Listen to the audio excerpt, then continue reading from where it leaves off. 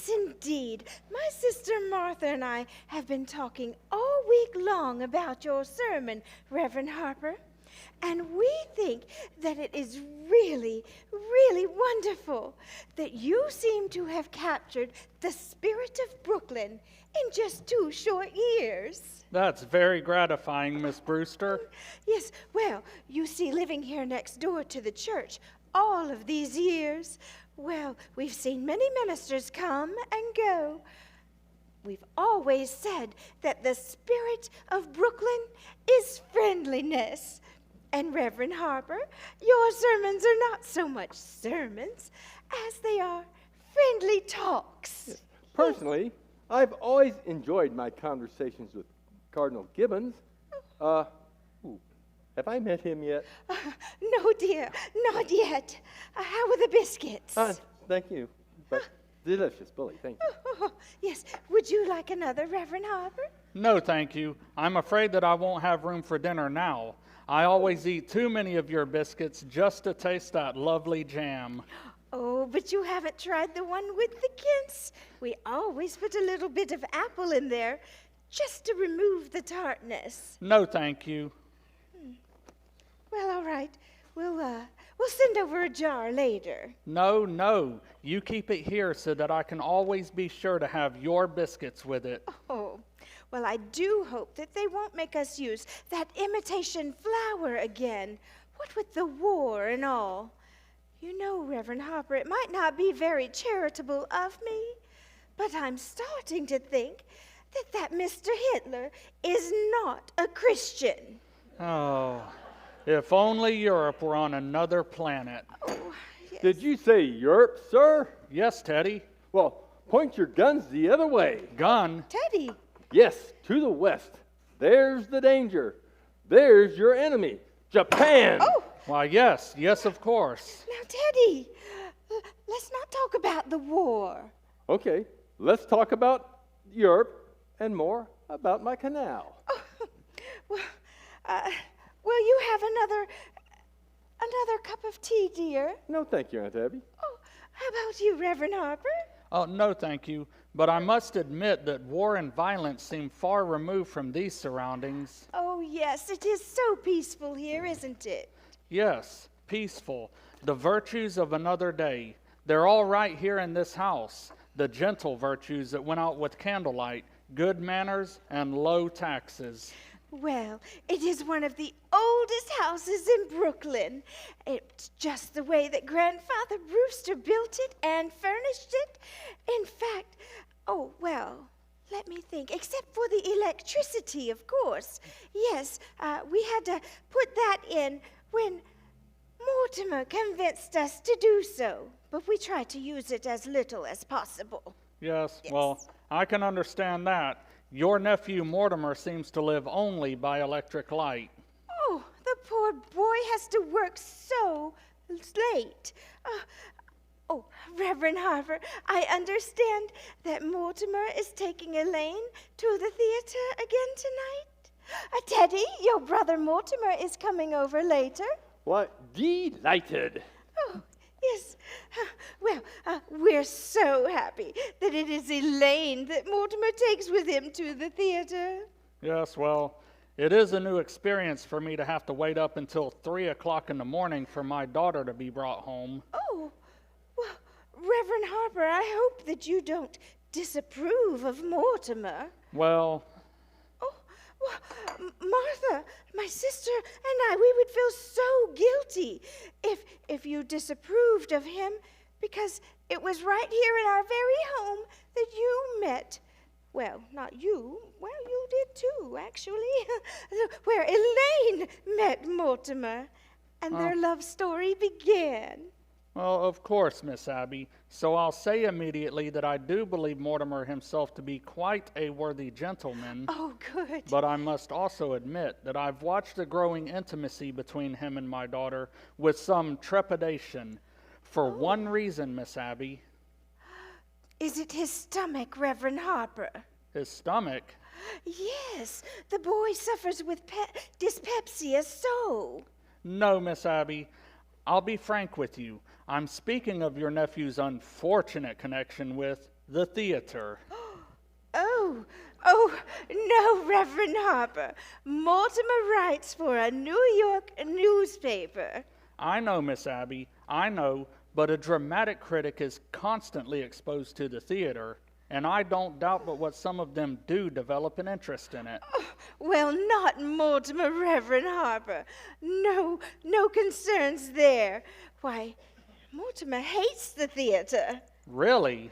Yes, he writes awful things about the theater. It's such a shame, too, because he's such a great writer. He really enjoyed writing about real estate, which was something that he actually knew something about. Oh, but he just had to take that night position that they assigned him, and so then he was stuck with the theater. My. I know. But he does say that he does not believe that the theater can last much longer.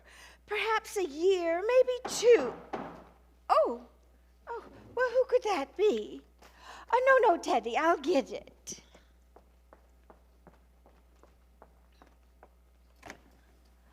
Oh, hello, Officer Brophy. Hello, Miss Brewster.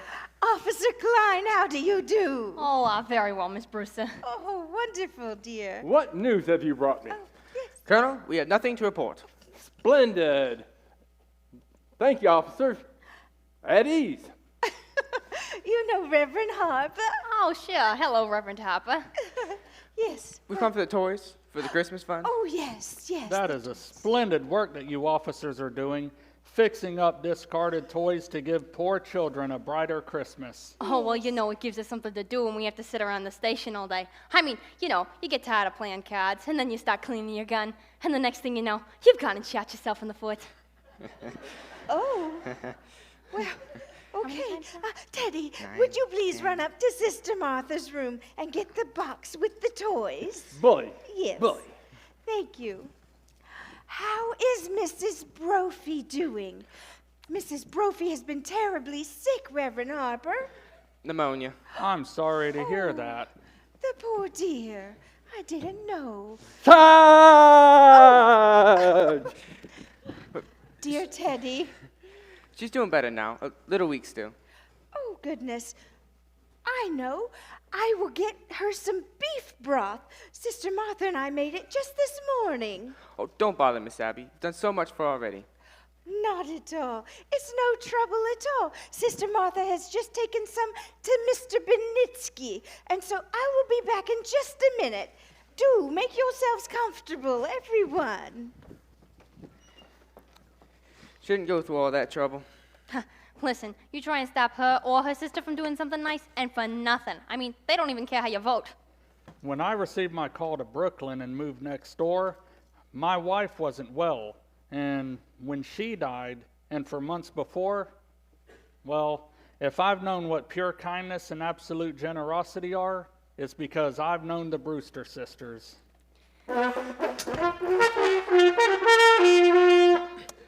Colonel, you promised not to do that. But I have to call a cabinet meeting to get the release of those supplies. Used to do that in the middle of the night. Neighbors raised Cain with us. They're a little afraid of him. Oh, he's quite harmless. I mean, suppose he does think he's Teddy Roosevelt, but there's a lot worse people he could think he was.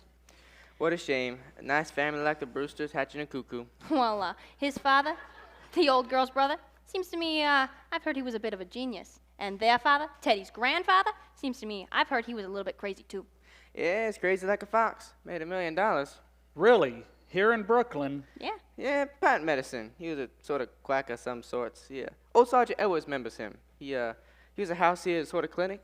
Tried him out on people. Yeah, I hear he used to make mistakes occasionally too. And the department never bothered him much for it, because it's pretty useful in autopsies, especially the poison cases. Yeah, well, whatever he did, he left his daughters fixed for life. Thank God for that. Not they ever use it on themselves. Well, I'm quite acquainted with their charities. Oh, you don't know a tenth of it. See, when I was with the Missing Persons Bureau, we were trying to trace an old man that, We never did find. I think his name was Midgley or something. Anyway, do you know that there's a renting agency that's got this house on its list for furnished rooms? I mean, they don't rent rooms, but you can bet that anybody who comes here looking for a room goes away with a good meal and probably a few dollars in their kick. Just their way, digging up people, do some good. Oh, well, isn't this nice? Hello, Miss Brewster. How are you, Officer Brophy? Reverend Harper, Officer Klein? Hello, Miss Brewster. We just dropped in to get the Christmas toys. Oh, yes, Teddy's Army and Navy. They wear out. They're all packed. The colonel's upstairs to get them now. Seems the cabinet has to okay it. Of course. I hope Mrs. Brophy's doing better. Oh, she's doing better, ma'am. Sister's getting some broth for me to take to her.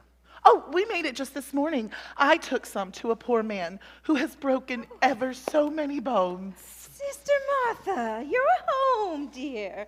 How was Mr. Benitsky? Well, dear, it is pretty serious, I'm afraid.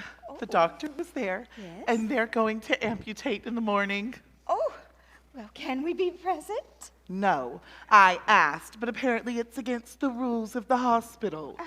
You couldn't be of any service, and you must spare yourself something. Yes. Be sure that it's nice and hot when you give it to Mrs. Brophy. Yes, ma'am. Hey, this is great, just great. It'll make a lot of kids happy. I mean, hey, that O'Malley boy, he's nuts about soldiers. Why, that's General Miles. I've retired him. He never could salute right. Oh, what's this? Haven't seen him for a while. Yes, it is. It's Admiral Bear. Oh, he's with the Oregon. Teddy, dear, please put it back. But the Admiral has to take the Oregon to Australia. I know. Now, Teddy, put it back in the box. No, I promised fighting Bob Evans. But Teddy, dear. What's the matter? What kid gets it? Bobby Evans, Izzy Cohen. We'll run along, ma'am. This is just fine. Thank you very much. I know. Kennel? I Right. thank you, officers. Thank you, Miss Brewster. Well, I better be running along too. Reverend Harper, we'd like to talk to you a moment. Charge! Charge the blockhouse! The blockhouse. Oh, yes, the stairs are always San Juan Hill. Yes. Have you ever tried to persuade him that he wasn't Teddy Roosevelt? Oh, No, dear. He's so happy being Teddy Roosevelt. Right. Remember that one time, Martha. We did try to convince him that he was General George Washington. But he just stayed under his bed for days and wouldn't be anybody. And so we would much rather him be Teddy Roosevelt than nobody. Yes, well, if he's happy, but what's more importantly, you're happy, Oh, yes. you will see that he signs these. What are they? There are commitment papers for Teddy. Reverend Harper has made all of the arrangements for Teddy to go into Happy Dale Sanitarium after we pass. Well, then why should Teddy sign any papers now? Well, it's better to go ahead and have it all settled. That way, if the Lord should take you both away immediately, perhaps we wouldn't be able to convince Teddy to commit himself, and that would mean an unpleasant legal procedure. But Mr. Witherspoon understands that they are to be filed away until the time comes to use them. That's Well, right. Mr. Witherspoon, who is he? He's the superintendent at Happy Dale. And Reverend Harper has arranged for Mr. Witherspoon to come either tomorrow or the next day just to meet Teddy so he's comfortable. Yes, well, I better be running along before Elaine is over here looking for me. Oh, Reverend Harper, I do hope that you won't think too harshly of Mortimer because he is a dramatic critic. Somebody has to do the job. Good day. He didn't answer. Abby, did you just have tea? Isn't it rather late? Yes, and dinner's going to be late too. Well, so why? Teddy, I have some good news for you. Teddy, I need you to go down to Panama and dig another lock for the canal. Delighted. Bully, just bully. I shall prepare for my journey right away.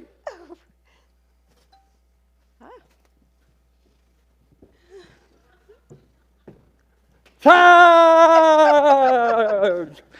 Abigail, while I was out, Yes, dear, I didn't know when you would be back. And Reverend Harper was coming, so I couldn't wait. but all by yourself? Oh, but I managed. Well, I'll just run right downstairs to see. Oh, Martha, there was no time for that. So, where? Martha, look in the window seat. The window seat. No, not yet.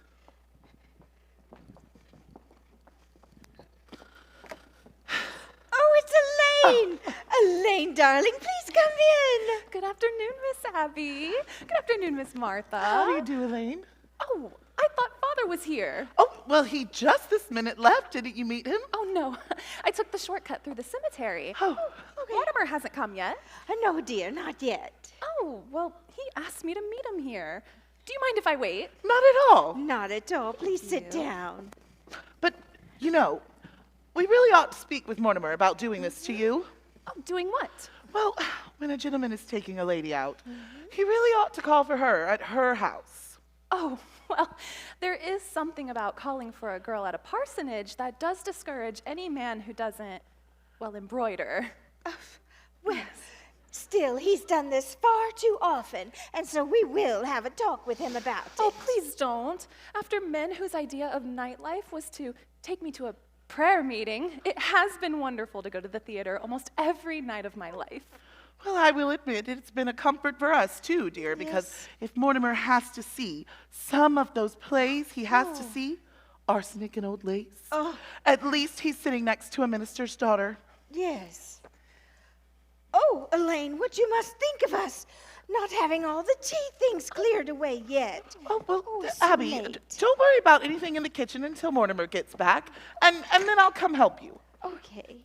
Mortimer should be back any minute, Elaine. Yes, well, Father must have been surprised to find me not at home, so I'd better just run over and say goodnight to him. It is a shame you missed him, dear. Oh, if Mortimer comes, you just tell him I'll be right back. I'll be just a moment. Oh, hello, Mort. Hello, Elaine. Hello.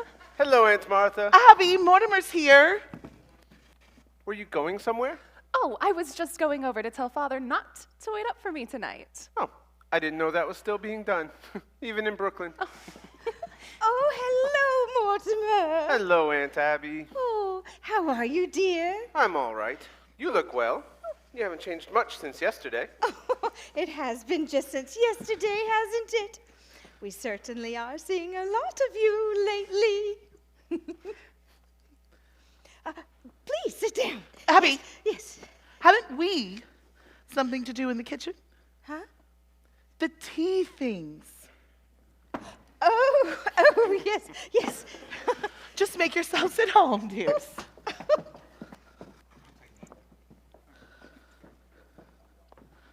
Well, can't you take a hint? No. That was rather obvious. A lack of inventiveness, I should say. Yes, that's exactly what you would say. Where do you want to go for dinner? Oh, I don't care. I'm not very hungry.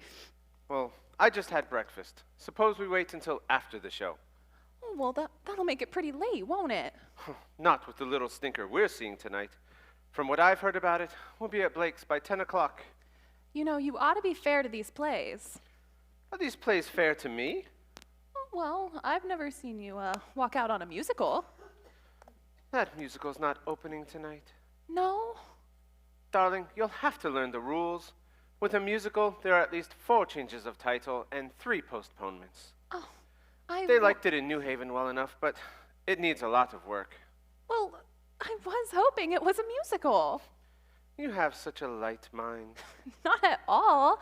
I mean, musicals have a humanizing effect on you somehow. Because, well, after a serious play, we always join the proletariat in the subway, and I have to listen to a lecture on the drama. But after a musical, you bring me home in a taxi, and you make a few passes. Now, wait a minute, darling. That's a very inaccurate piece of reporting. Oh, I will admit it was after the Bearman play that you told me I had authentic beauty, and that is quite a thing to say to a girl. But it wasn't until after our first musical that you told me I had nice legs. And I have, too. For a minister's daughter, you sure know a lot about life. Where'd you learn it? Oh, in the choir loft. You can learn a lot of things in the choir loft. Which reminds me, I'd better run over and tell Father not to wait up for me tonight. I've never been able to rationalize it. What? My falling in love with a girl who lives in Brooklyn. Falling in love? You're not stooping to the articulate now, are you? The only way that I can regain my self-respect is to keep you in New York. Did you say keep? No. I've come to the conclusion that you're holding out for the legalities. Oh, well, I can't afford to be a good girl for quite a few years yet. And I can't wait that long. Where can we get married in a hurry? Say tonight. Oh, I'm afraid Father will insist on officiating. I'll bet your father would make even the wedding service sound pedestrian. Oh, and are you by chance writing a review on it? Forgive me, darling. It's an occupational disease. It's okay. May have to give that play tonight a good notice. Oh, don't pretend you love me that much. All right. I'll telephone Winchell to publish the marriage banns. Oh, nevertheless. Fine. Everything formal and legal, but no later than next month. Darling, I'll talk it over with Father, and then we'll set the date. No, we'll have to see what's in rehearsal. There'll be a lot of other first nights in April. I can't wait. Why, hello, Mortimer. How are you, Mr. President? Bully, just bully, thank you. And what news have you for me? Just this. The country is squarely behind you. Yeah, I know. Isn't it wonderful? Yes. Well, goodbye. Goodbye. Goodbye. Goodbye. Where are you off to, Teddy? Panama.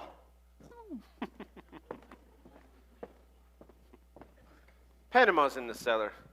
He likes to dig locks for the canal down there.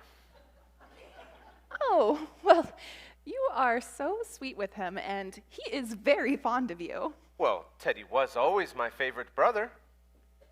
Favorite? Were there more of you? Yes, there's another brother, Jonathan. Jonathan? I've never heard of him. Your aunts have never mentioned him before. No, we don't like to speak of Jonathan. He left Brooklyn early by request.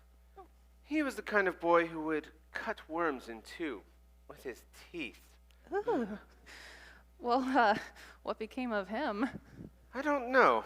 He wanted to become a surgeon like grandfather, but he wouldn't go to medical school first. Oh. And his practice got him into trouble. Oh, he sounds Ooh. wonderful. Oh, Aren't you two going to be late for the theater? Oh, we're skipping dinner. We don't have to start for half an hour. Oh, well, then I'll leave you two lovebirds alone again. oh, don't bother, darling. I'm going to run over to speak to Father. Before I go out with you, he likes to pray over me a little bit. I'll be right back. Well, if the prayer isn't too long, I could lead you beside distilled waters. Oh, Mortimer, that's the first time I've ever heard you quote the Bible. Oh, we knew that Elaine was going to be such a good influence on you. Oh, by the way, I'm going to marry her. What? Oh, Mortimer, that's wonderful, darling Martha. Martha, come out here right away. I have wonderful news, darling.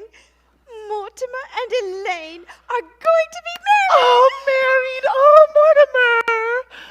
We always hoped it would happen just like this. Well, Elaine must be the happiest girl in the world. Must be. Happy? Just look at her leaping over those gravestones. Oh. Say, what's that? What's what, dear? See that statue there? That's a horned Anita Karenina. No, dear. That's Emma B. Stout ascending to heaven. Yes. No, on Mrs. Stout's left ear. That bird. That's a red-crested swallow. I've only seen one of those before in my life. A bird. A bird is what you are thinking about right now? Instead of your engagement and Elaine? It's an endangered species. Thoreau was very fond of them. Oh, which reminds me, I left a large envelope around here last week. It's one of the chapters of my book on Thoreau. Have you seen it? Well, if you left it here, it must be here somewhere. Let's look. Mortimer. Mortimer, what else can you tell us about your plans? When are you going to be married? What more can we know about Elaine? Elaine? Oh, Elaine thought it was brilliant. Oh, what was, dear? My chapter on Thoreau. What in the world? Martha, I know what we need to do. We need to drink to their marriage and have a little celebration. Is there any more of that Lady Baltimore cake left? Oh, yes, there is. Oh, good. You get that, and I'll open a bottle of wine. To think, Abby, it happened in this room. I know. So exciting. Oh. Now, where could I have put that? Well, with your fiancé sitting beside you tonight, I do hope that you will finally enjoy the theater for once. Perhaps it will be something romantic. What was the name of the play you're going to see, dear? Murder Will Out. Oh dear. That won't do. I'll get some wine back here. Yes, after the curtain opens, the first thing you'll see is a dead body. Nope, not in there.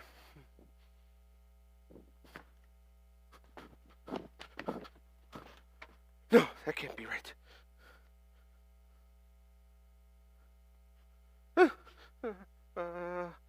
Hey, mister. Aunt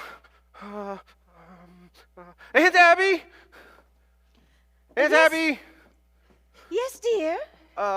You were going to make plans for Teddy to go to that sanitarium. Happy Dale? Oh, yes. Reverend Harper was here earlier, and he brought over all the paperwork for Teddy to go to the sanitarium. Here it is. Yes. He's got to sign them right away. Well, that is what Reverend Harper says as well. That way there won't be any legal difficulties. He's got to sign them this minute. Teddy's down in the cellar. Get him up here right away. There's no such hurry as that, dear. No, dear. And once Teddy starts digging the lock, you can't get his mind on anything else. But Teddy's got to go to Happy Dale now, tonight. That's not until after we're gone, And dear. that's right, Mortimer. We will not be separated from Teddy. There's no rush. Right away, I tell you, right away. What in the world, Mortimer?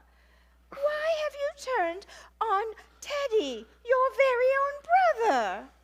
Listen, darlings, I'm frightfully sorry, but I've got some shocking news for you. Now, we've all got to try to keep our heads, because we've all sort of humored Teddy, because we thought he was harmless. Oh, why, dear, he is harmless. He was harmless. That's why he's got to go to Happy Dale, why he's got to be confined. Mortimer, we will not have you speaking of Teddy in such a way. He will not be separated, and he is your own brother. I suppose you've got to know sometime. It might as well be now. Well, Teddy's, how can I put this delicately? Well, Teddy's killed a man. Nonsense, dear. No. But there's a body in the window seat. Oh, yes, dear, we know. You know? Well, of course we know, dear, but it has nothing to do with Teddy. Yes. Well, now that you know about it, you can just forget about it. Forget? Yes, we never imagined you would peek. But who is he? Oh, well, his name is Hoskins, Mr. Adam Hoskins. I don't know very much about him, except that he is a Methodist. Yes. And that's all you know about him? Well, Yes. what's he doing there? What happened to him? Oh, Mortimer, he died. Yes. Aunt Martha, men don't just climb into window seats and die. Well, of course not. He died first. Well, how? Mortimer, you're being so inquisitive. Goodness. Goodness gracious. Mr. Hoskins drank some wine that had some poison in it. And how did the poison get into the wine? Well, we put it in wine because it's less noticeable. Yes. When it's in the tea, it has a really distinct odor. Yes. You put it in the wine? Uh-huh. And then I put Mr. Hoskins in the window seat. Reverend Harper was coming over. So you knew what you'd done, and you didn't want Reverend Harper to see the body. Well, he was coming to tea, and that wouldn't have been very nice at all. Now, Mortimer, now that you know everything, you can just forget about it. And I do think that Sister Martha and I are allowed to have a few little secrets of our own. And don't you tell Elaine. That's right. No. Now, Abby, while I was out, I did drop in on Mrs. Schultz. She's doing much better, but she would like for us to take Junior to the movies again. Oh, all right. Well, that's fine. We can do it tomorrow or the next day or perhaps even next week. Yes, but this time we go where we want to go. Yes. I'll not have Junior drag me into another one of those scary pictures again. Oh, that was terrible.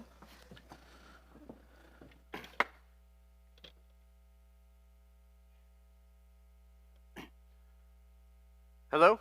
City desk. Hello, Al? Do you know who this is? That's right. Say, Al, when I left the office, did I tell you where I was going? Mm-hmm. Let's see. Well, it would take me about 30 minutes to get to Brooklyn. What time have you got? That's right. I must be here. Aunt Abby, Aunt Martha, come in here. What are we going to do? What are we going to do? Oh, what are we going to do about what, dear? There's a body in the window seat. Oh, yes, dear. Mr. Hoskins. Oh, good heavens. I can't turn you over to the police. But what am I going to do? Well, for one thing, dear, stop being so excited. And stop worrying. We know what to do. But Mr. Hotchkiss. No. Hoskins, dear. Well, whatever his name is, you can't leave him in there. Oh, well, we don't intend to, dear. Of course not. Teddy's down in the cellar digging the lock for the canal. You mean you're going to bury Mr. Hotchkiss in the cellar? Well, yes, dear. That's what we've done with all the others. Yes. Well, no, you can't bury him. Others? Well, yes, our other gentlemen. When you say others, you mean others? As in more than one others? Well, Yes. yes, dear. Let me see, Abby.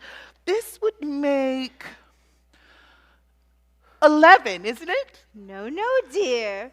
This makes number 12. No, this is only 11. No, dear. I remember distinctly thinking when Mr. Hoskins came in, that he would be an even dozen. But Abby, you can't count the first one. But I do count the first one, so that makes it 12. Abigail. Hello? Martha? Hello? Only 11, We Abby. must Oh, count it. hello, Al. That's My, what it's good to started hear it your all. voice. You didn't have any other one. No, Al, I just called because I was That's feeling a what little I did then. pirandello. He counts. You He wouldn't know, Al. absolutely Listen, I don't agree to get a hold of George right away, because I can't cover that plate tonight. Doesn't just sound so nice. No, Al, shh. No, Al, you're wrong. I'll tell you Well, at all least about they're it all tomorrow. in our cellar.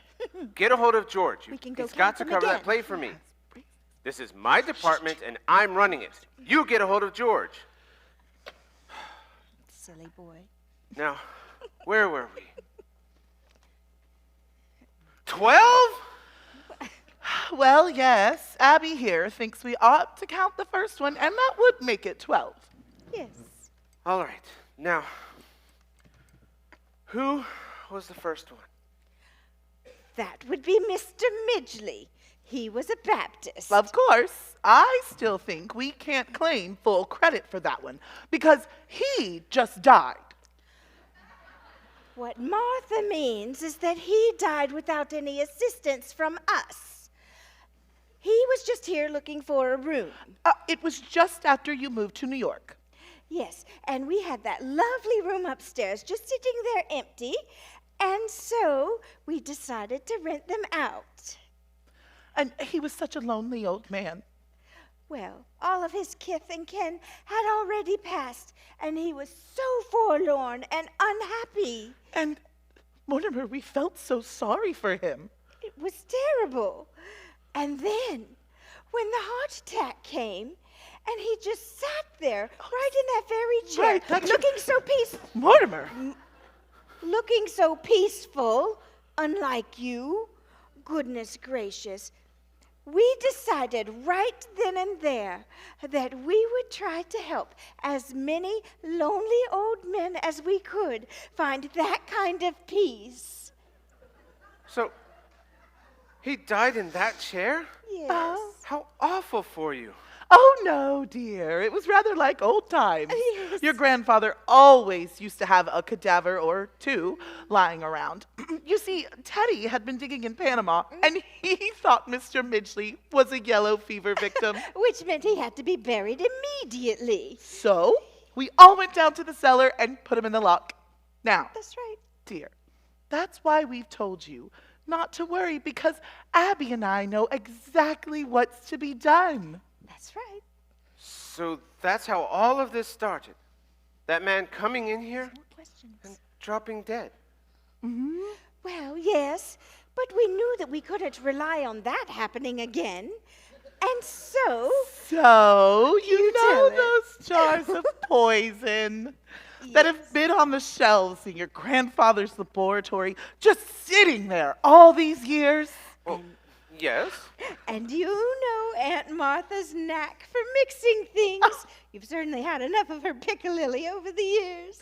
Well, for 1 gallon of elderberry wine, I take a teaspoon of arsenic, a half a teaspoon of strychnine, and then add just a pinch of cyanide.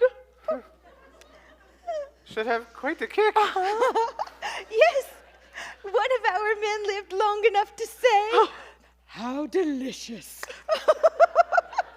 Well, now I really must get started in the kitchen. Oh, I will come and help you, Martha.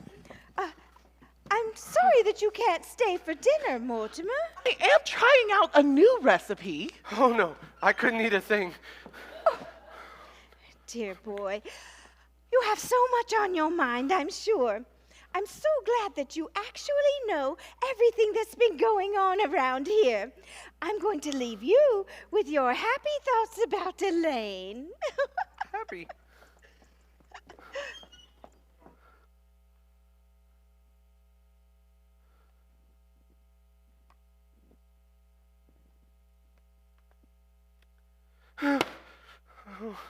Oh, I need a drink.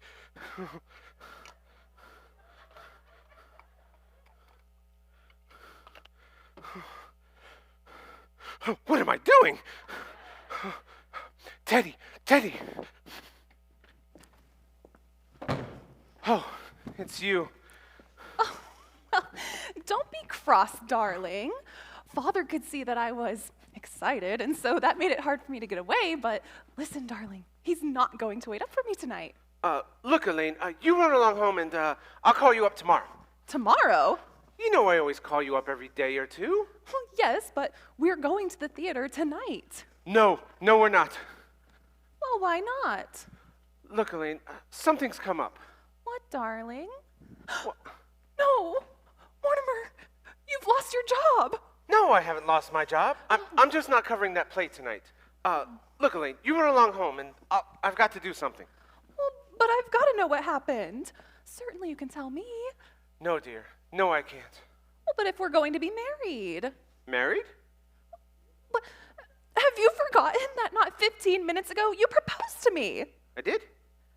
Oh, yes. Well, as far as I know, that's still on. Now, you run along home, Elaine. I've really got to do something. Listen, you can't propose to me 1 minute and then throw me out of the house the next. Darling, I'm not throwing you out of the house. Now, will you please get out of here? No, I won't.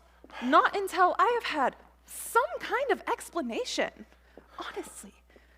Elaine! Have you been drinking? No. What?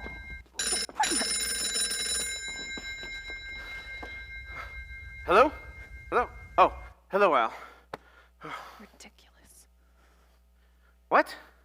No, hold on a minute, will you? Okay, it's important, but it can wait, can't it? Hold on. Look, Elaine, you're a sweet girl, and I love you, but I've got a lot on my mind right now, and I want you to go home and wait until I call you. Don't try to be masterful. When we're married, and I have problems to face, I hope that I find you less tedious and uninspired. And when we're married, if we're married, I hope I find you adequate. Elaine! Elaine! Elaine!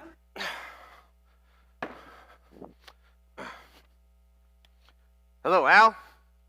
Hello? Hello? Al, are you there? Hello? Hello? Al, hello? That's the doorbell, dear, not the telephone. Hello? Do come in. I understand that you got a room to rent. Oh, yes, yes. Please come in. Are you the lady of the house? I am Miss Brewster, and this lovely lady is my sister, the other Miss Brewster.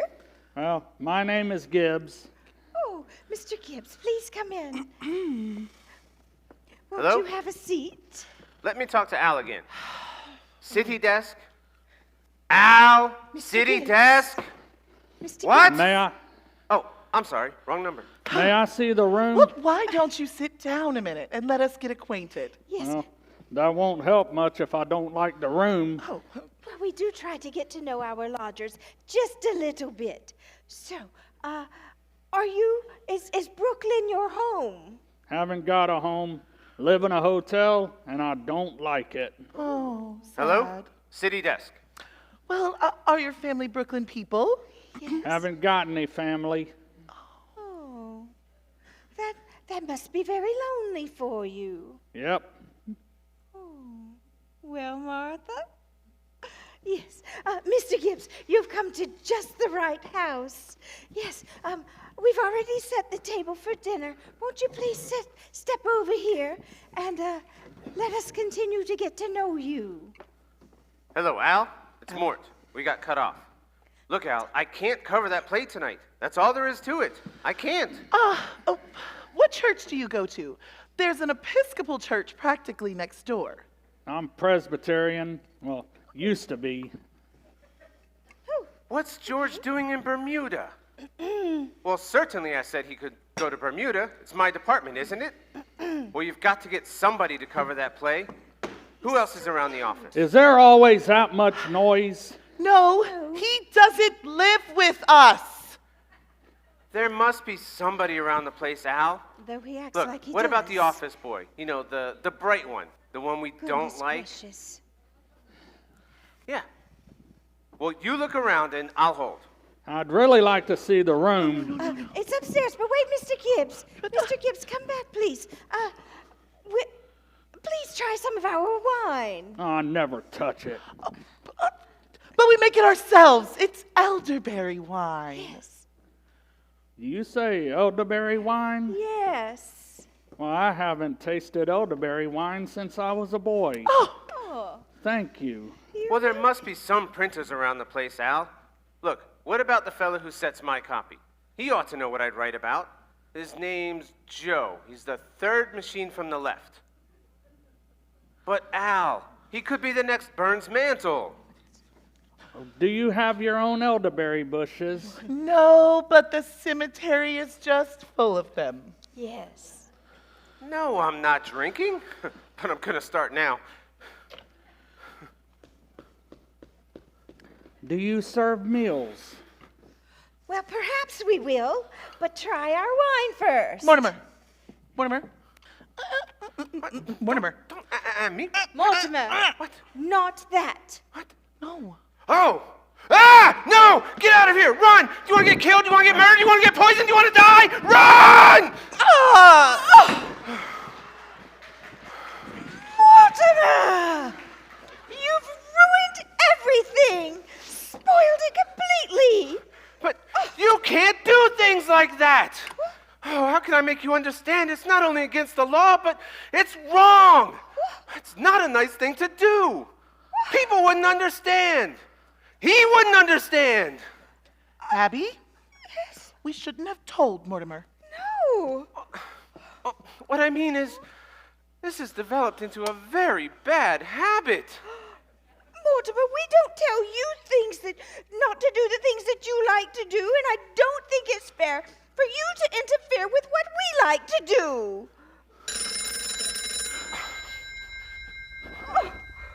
Oh. Hello? Oh, Did hello, you- Al. Fine, I'll see the first act and I'll pan the mess out of it. But look, Al, you've got to do something for me.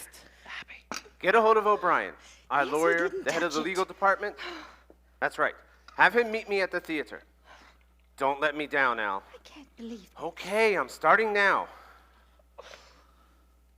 Look, I've got to go to the theater. I can't get out of it, but before I go, will you promise me something? But we'd have to know what it was first. Yes. I love you both very much, and I know that you love me, and I'd do anything in the world for you.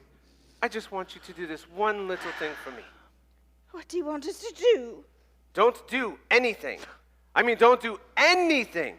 Don't let anyone else in this house, and leave Mr. Hoskins right where he is. Well, but why?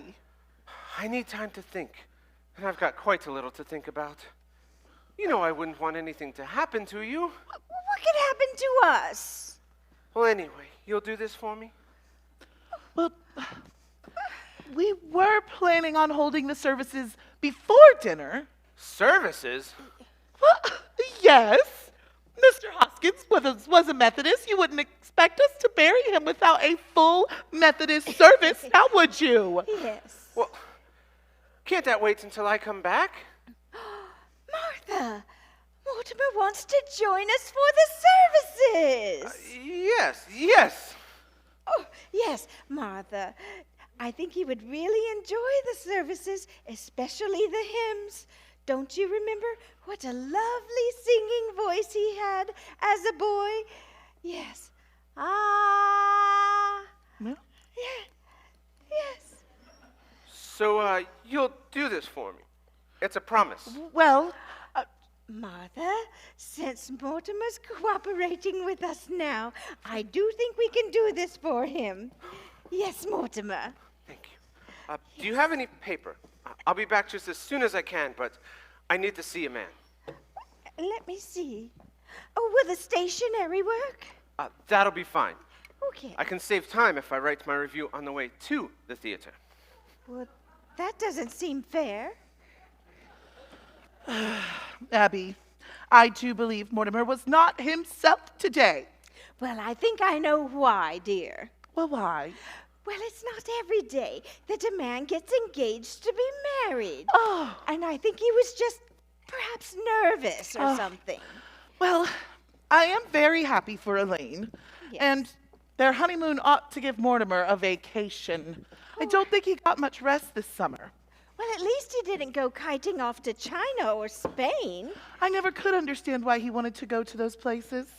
Well, I think that perhaps for Mortimer, the theater is too small a subject to write about, something like small potatoes for him. I think that he needs something bigger to criticize, something like the human race. Oh, Abby, if Mortimer is coming to the services, we'll need another hymnal. I'll go get one in my room. Martha, dear, I know you probably remember, but it is my turn to read the services. I remember.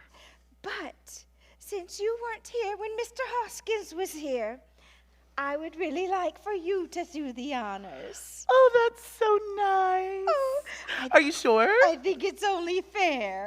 Okay, I think that I'll wear my black bombazine and mother's old brooch. Oh, that would be lovely. And I'll wear the matching black bombazine and what? Abby, you promised we wouldn't let Mortimer. You promised Mortimer we wouldn't let anyone in. Oh, I did. I already forgot. You're persistent. My gracious, who could it be? Well, Wait a minute, I'll go look. Yes.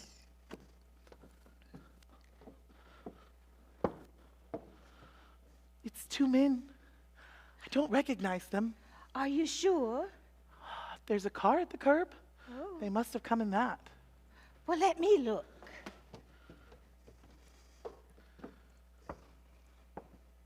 Do you recognize them? No, they're strangers to me. Well, we'll just have to pretend like we're not home. That's a good idea.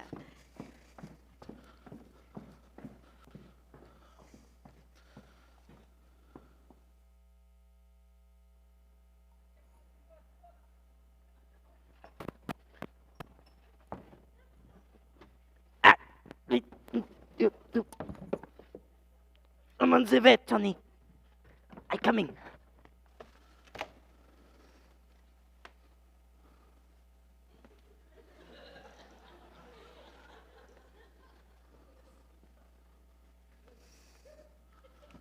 Yeah, this is the home of my youth.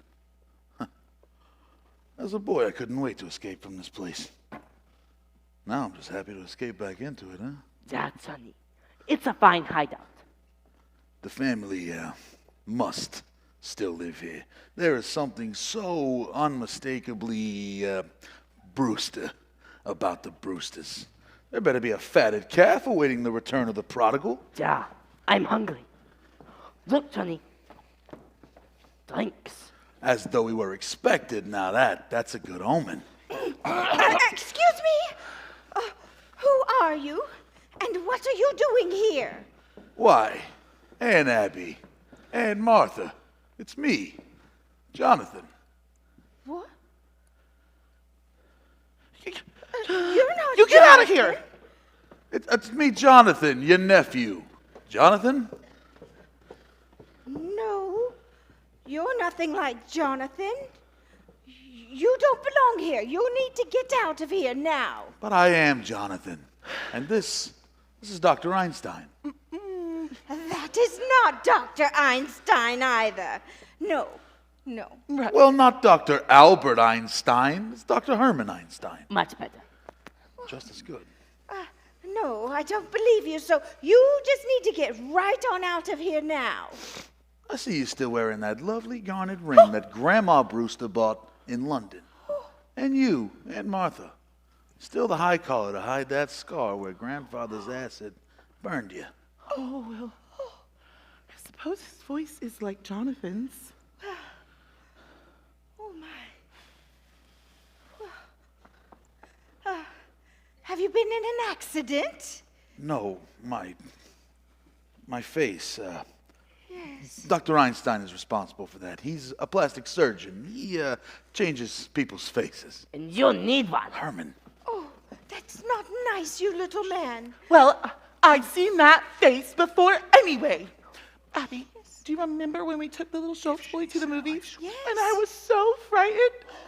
It was that face. Easy, Tony. Tony, easy. Don't worry, ladies. The last 5 years, I give Tony 3 new faces.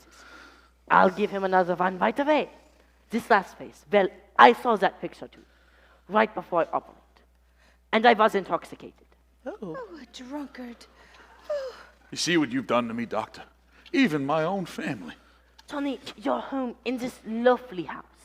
It's not How very often original, is he it? tells me about Brooklyn, about this house, about his aunts that he loves so much. You know this is Jonathan. Speak to him. Tell him so. Stop doing that. Well, Jonathan, it's been a long time, and what have you been doing lately? Where have you been? Jonathan, where have you been? Oh, South Africa, England, Australia. The last 5 years or so, I was in Chicago. Dr. Einstein and I were in business there together. Oh, well, we went to Chicago for the World's Fair. Yes, we found Chicago awfully warm. Yeah, it got too hot for us too. Well, it's lovely to be back in Brooklyn again. And you, Aunt Abby, Aunt Martha, you don't look a day older. Oh. Just as I remember you, still so sweet and charming and hospitable. Now I recognize you. And Teddy, did he get into politics? My dear brother, Doctor, he was determined to become president. Teddy is just fine. He's just fine. And so is Mortimer. I know all about Mortimer. I've seen his picture at the top of his column. He has evidently fulfilled all the promise of his early nasty nature. We're quite fond of Mortimer. Why? Well, Jonathan, it's so very nice to have seen you again. But Well, thank you, Aunt Martha. It's so good to be home again. Jonathan, it's...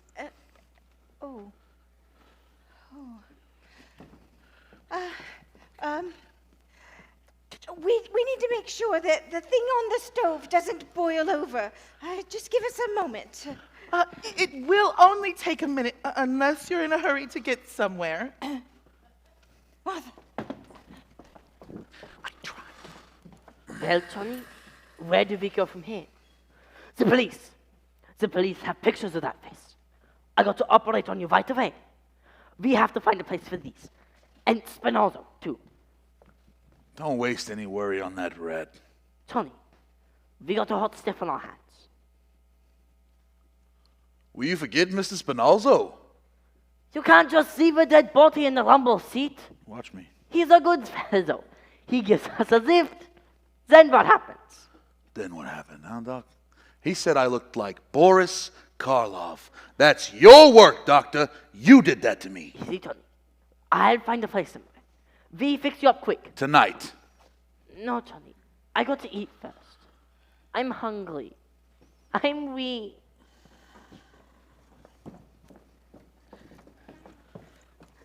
Well, Jonathan, we want to thank you for remembering us and for coming by and saying hello. But, Jonathan, you were never happy in this house, and we were never happy with you in it. And so, this is goodbye. Aunt Abby, I can't say that your feelings towards me come as any surprise. I've spent a great many hours regretting the many, many heartaches that I must have given you as a boy. You were quite a trial to us, Jonathan. Oh, you must go. But my great disappointment here is for Dr. Einstein. You see, I promised him that no matter how rushed we were in moving through Brooklyn, that I would take the time to stop and bring him here for one of Aunt Martha's famous home-cooked dinners. Oh. No, we won't have enough. Oh, No. Abby, it's a pretty good-sized pot roast. A pot roast? Well, I think the least we can do is to give them a pot. Oh, thank you, Aunt Martha. I think we'll stay to dinner. But I'm such a good cook. Yes. Go hurry it along then, dear.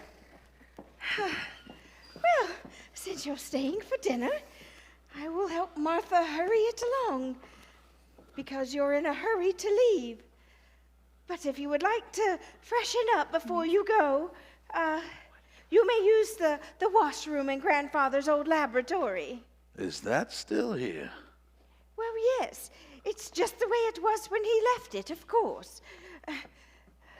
Let me hurry up, Martha. Well, we get a meal anyway. Grandfather's old laboratory. And just as it was, Doctor, a perfect operating room. Too bad we can't use it. Why, when you're done with me, we could make a fortune here. The large ward in the attic, 10 beds, the laboratory. Doc, Brooklyn's crying for your talents. Why work yourself up?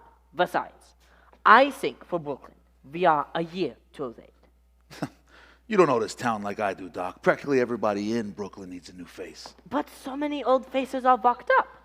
A very small percentage, maybe, but the boys in Brooklyn are famous for paying generously to stay out of jail. Take it easy, Tony. Your aunts. They don't want us here. We're here for dinner, aren't we?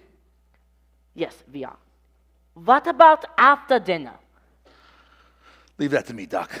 I'll handle it. Why, this will be our headquarters for years. That would be a beautiful picture, wouldn't it, Tony? This nice quiet house. Those aunts of yours, what sweet ladies. I love them already. I go get the bags now. Yeah? No, Doctor, we must wait until we're invited. Don't you just sit the... We'll be invited. What if they say no? If they say no. Doctor, please. 2 helpless old women? It's like comes true. A beautiful dream. Only, I hope you're not dreaming. It's so peaceful. And you see, now that's what makes this place so perfect for us. It's just so peaceful.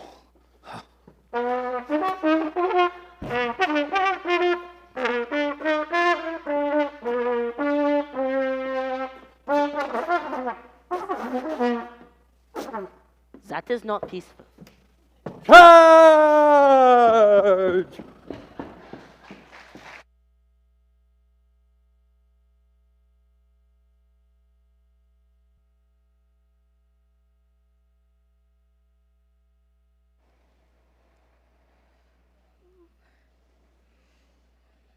Why, yes, aunties. Those 5 years in Chicago were amongst the busiest and happiest of my life. And from Chicago, we go South Bend, Indiana. They wouldn't be interested in our experiences in Indiana. Okay. Well, Jonathan, you've led a very interesting life, I'm sure. But we should not have let you talk so late. Yes, You could say that me meeting Dr. Einstein in London perhaps changed the course of my life. You remember I had been in South Africa in the diamond business, and then Amsterdam in the diamond market. I wanted to go back to South Africa, and Dr. Einstein here, he made that possible for me. A good job, Johnny. When the nurse takes the bandages off, his face looks so different. The nurse had to introduce me. Oh, I loved that face. I still carry a picture of it with me somewhere. Yep. What a narcissist. Yeah. There we go. Take that over there. Oh. Herman. What?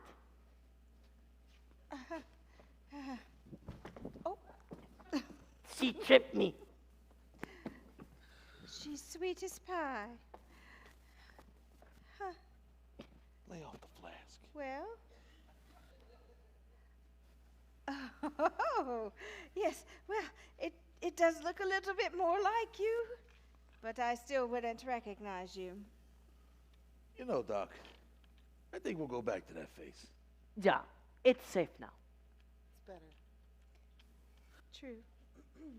Well, I'm sure that you two need to be getting where you need to be, so... Oh, my dear aunts, I am so full of that delicious dinner that I'm unable to move a muscle. After all, it is very, very late. I And found it. Oh. I found it. What did he find? What did you find, Teddy? The story of my life. look at our couch. My biography. General, here's that picture I was telling you about. See, right here. President Roosevelt, General Goethals at Kulabra Cut. That's me, General, and that's you. Why? How I've changed. What? That picture hasn't been taken yet. What? We haven't started working on Kulabra Cut yet. We're still digging the locks. And now, you and I, the two of us, will both go to Panama and inspect the new locks. Oh, no, Teddy. Not to Panama, dear. But it's just down in the cellar. The cellar? We let him dig the Panama Canal in the cellar. And now, as the President of the United States, Commander-in-Chief of the Army and Navy, and the man that gave you your job, I insist that you accompany me to inspect the locks. Teddy, I think it's time you went to bed. And I beg your pardon. Just who are you? I'm Woodrow Wilson. Oh, rude. Now go to bed. You're not Wilson. You do look like somebody I know. Not right now. Maybe later. Yes, that's it. You look like someone I might find in the jungle. Oh, is that right? Oh, no. Is that what you... Teddy, dirty. this is your brother Jonathan. No. He's had his face changed. No, yeah, that's it. He's one of those nature fakers. What did he call me? Oh, no, Teddy, perhaps nature you had better go on up to bed. Jonathan and Dr. Einstein need to get to their hotel. Yes. General Goethals. Inspect the lock. No. All right, Mr. President, we go to Panama. Why, bully. Just bully. Follow me, General. It's down south, you know. Teddy, Teddy. Well, bon voyage. Aunt Abby, I really must correct your misapprehension. You spoke of our hotel. We have no hotel. We came directly here. well, there is a very nice hotel, just 3 blocks, Yes. right Aunt down the Martha, road. this is my home. Oh, well, I'm sorry, Jonathan. There's no room. We need all of our rooms. We need You them. need them. Yes, for our lodgers. Are there lodgers in this house? Well, not right now, but we do. Well, then my plan old to room is have free. Jonathan, there's no room for Dr. Einstein. Einstein will sleep on the floor. You cannot stay here, Jonathan.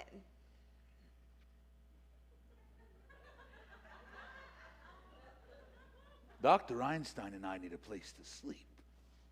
I'm sure the two of you can remember that as a boy, I could be very, disagreeable. I don't think that it would be pleasant for any of us if, Perhaps we'd better let him stay for tonight. Just overnight. Just one night, Jonathan. Well then, that's settled. Now, if you'll get my room ready. It just needs airing out. We keep them ready for the lodgers. You have a very distinguished guest in Dr. Einstein. I'm afraid the two of you don't quite appreciate his skills, but you will. In a few weeks, you'll see me walking around looking like a very, Weeks. different Jonathan. Oh, he can't operate on you here. When Dr. Einstein and I get organized, when we resume practice, that is. Oh, I forgot to tell you, we're turning grandfather's old laboratory into an operating room. Absolutely not, Jonathan. You will not turn this house into a hospital. A hospital? Aunt Abby, heavens, no. It'll be more like a beauty parlor. Tony, when I go down in the cellar, what do you say? Dr. Einstein, Hi. my dear aunt's here. I've invited us to live with them. Oh, you fixed it? No. Thank It's you. for one night. One night only. Please get my room ready immediately. Well, Just for one night. Just for one night. Anyway, as I was saying, when I go down in this cellar, but they walk so slow. Take any the little one hints. stinks. When I go down in the cellar, what do you think I find? What? The Panama Canal. The Panama Canal. The Panama Canal. Ah, right. It's a hole that Teddy dug. It's a hole that Teddy dug. About 6 feet long and 4 feet wide. It just fits Mr. Spinoza. 6 feet long, 6 feet. 4 feet wide. About that, yeah. Down there? You'd think they knew we were bringing Spinoza along. See that? That is hospitality. Hospitality, or rather a good joke on my aunts, no? Them living in a house with a body buried in the cellar, they'll never see it coming. Now, but how do we get him in the... We can't just walk him. Oh, yeah, I mean, we can't just walk him through the front door, can we? Here's what we'll do. I'll bring the car up between the cemetery and the house. Then, once everybody goes to sleep, it's nice and dark, we'll bring in Mrs. Spinoza through the window. Sleep. Just think. We have a place to sleep tonight.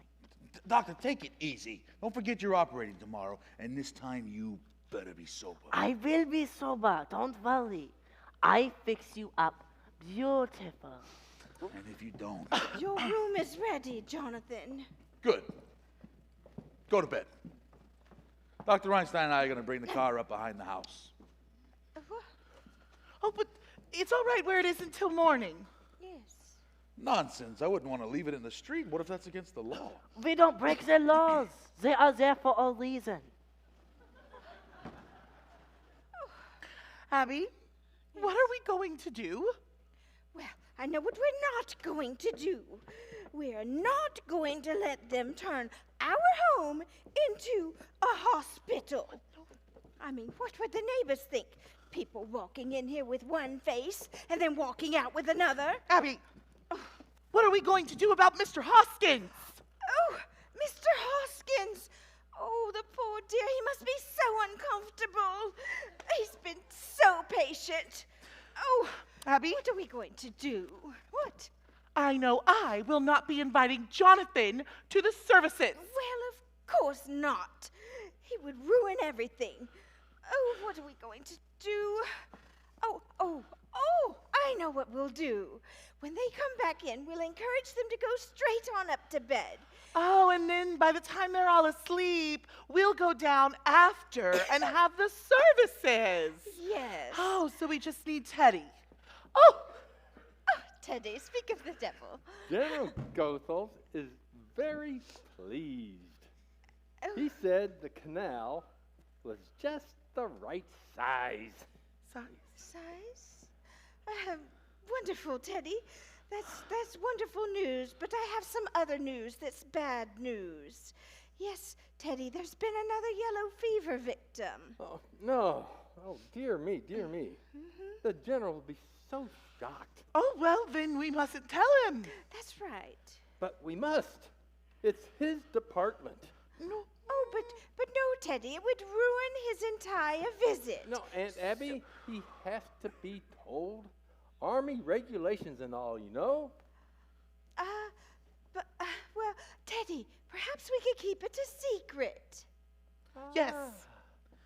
Yes, a state secret. Oh, yes, a state secret. Promise? You've got the word of the President of the United States. Oh, excellent. Cross my heart and hope to come down with yellow fever. Well, let's hope not, Teddy. Oh, but wait. How are we going to keep this a secret? Oh, well, when everyone goes up to bed and I turn off the lights, then you come up from Panama and you get the yellow fever victim. And then we'll come down later and hold the services. Yes. And you can announce the president will say a few words. Of course. Yes, of course. But first, where is the poor devil? Oh, he's in the window seat. Whoa, oh my gosh. Window seat? Yes. It must be spreading. We've never had yellow fever over there before. Oh. You put him in the window seat. Well, I had to do something right away. Now, Dr. Einstein, Jonathan, I don't know where they are. when they get back, They're taking a long time to get back. we'll but send them up yes. to bed. Well, you just heard the whole plan. When they get back, We'll encourage them to go straight on up to bed. And then by the time they're asleep, Yes. we'll be dressed. Yes. Dressed and ready for the services. Come along. Right. Oh, Abby, I've never even seen Mr. Hoskins. Well, my goodness, you were out, weren't you? Martha, just come right on over here and see him. He's actually, lift up the seat. He's actually quite an attractive man, Martha, for a Methodist. We're bringing the luggage through here. Oh, my word. All What right. is happening? Come on, Herman. Oh, Herman. Herman, come. Just, yeah. There you go. What a drunkard. Enjoy your home. Oh, what am I supposed to do? I don't know. Oh, I'll just hurry them along. Jonathan, your room is ready. You can go straight on up, Mr. Whoever you are, Doctor. I'm afraid we don't keep Brooklyn hours, but you two just run along to bed now. Okay, hold on. You two just run along to bed. Okay. Yeah, right. Jonathan, we don't go to bed this early, so I'm sure you will be perfectly comfortable in your room so you can... Well, maybe you should go to bed this early. Maybe it's time I came home to take care of you. Well, we weren't planning on going to bed until... Aunt Martha, did you hear me say go to bed? Another flight, Doctor. Sorry, Tony.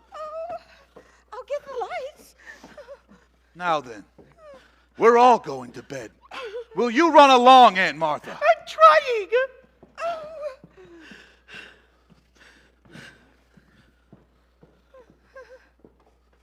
All right, Aunt Abby.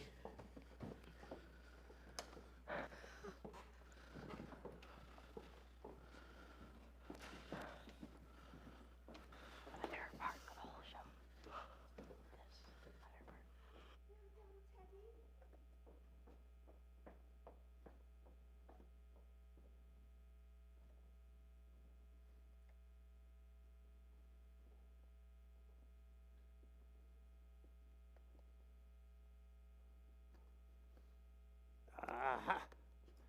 Right where they said you'd be.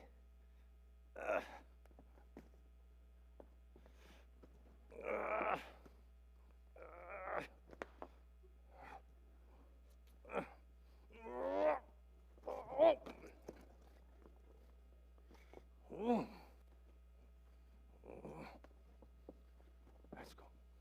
Get a little.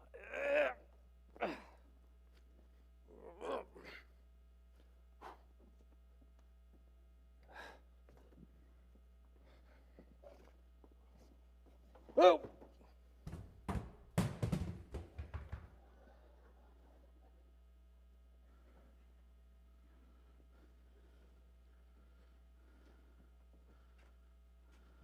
All right, Tony. All right. Nice and quiet. Herman, I be quiet. what did I just say? You said be quiet. I am being quiet. Herman! All right. Go around. I'll get the window open. You pass him through. No, he is too heavy for me. You go around and push. I'll stay right here and pull. Then together, we bring him down to Panama. All right, all right. All right. I'll take a look around outside the house. Whenever I knock on the window, open it. All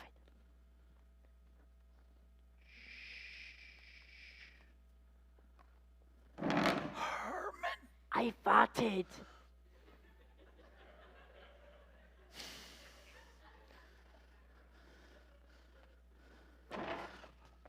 Shut up!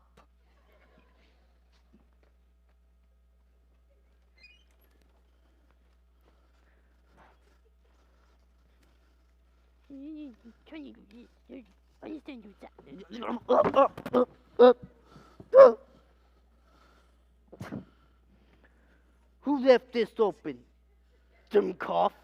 Just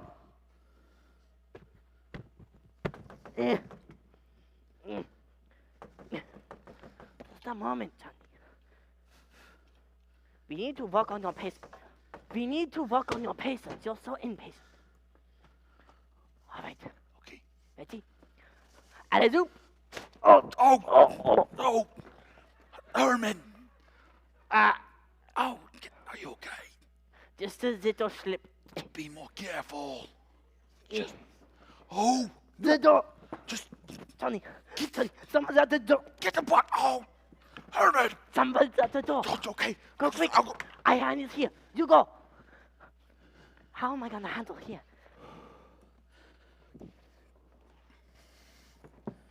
Oh, wait.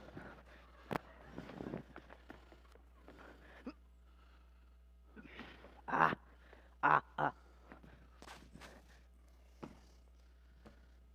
You gained some weight. Just a moment.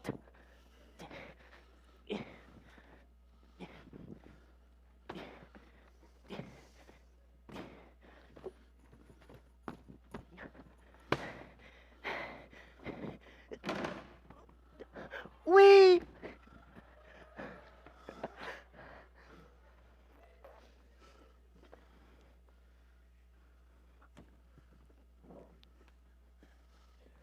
Miss Abby?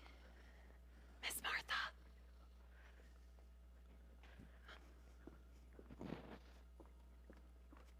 Miss Abby? Miss Martha? Are you up here? Miss Abby?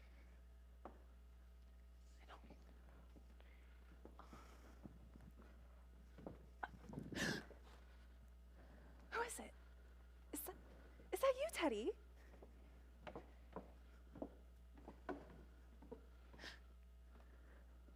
Who are you? Who are you? I'm Elaine Harper. I live next door. And what are you doing here? I came over to see Miss Abby and Miss Martha. Doctor, turn on the lights. You chose a rather untimely moment for a social call. I think you'd better explain what you're doing here. We happen to live here. You don't live here. I'm in this house every day, and I've never seen you before. Where are Miss Abby and Miss Martha? What have you done to them? Calm down. Perhaps we better introduce ourselves. This is Dr. Einstein, Dr. Einstein. a very distinguished surgeon and something of a magician. Poof. And I suppose that you're going to tell me that you're Boris Karr. I'm Jonathan Brewster. Oh, you're Jonathan. Yeah, I see you've heard of me. Yes. Just this afternoon for the first time.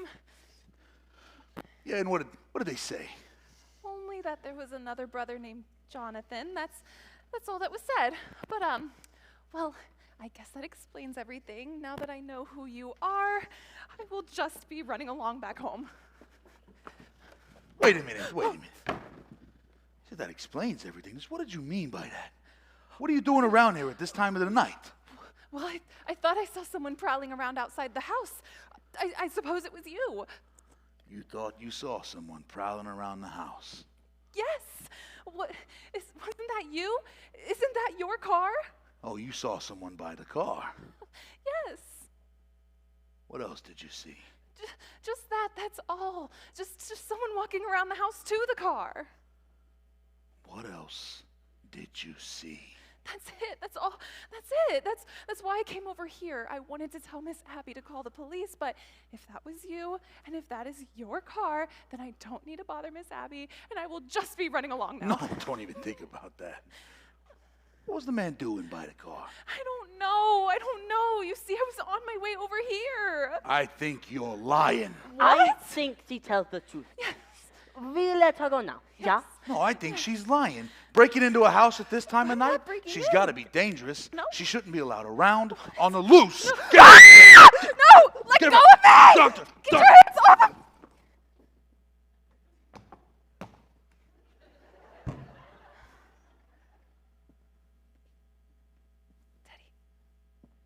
Teddy.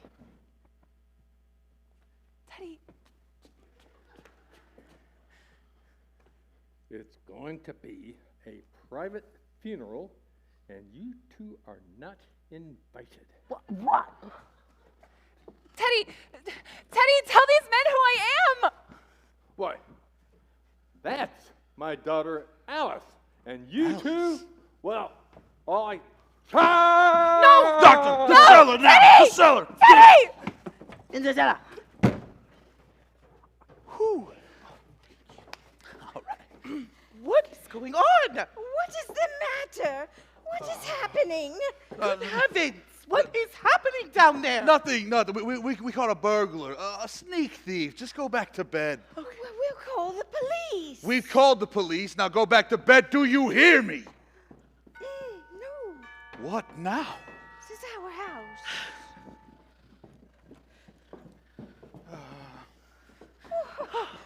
Mortimer! Tony, What?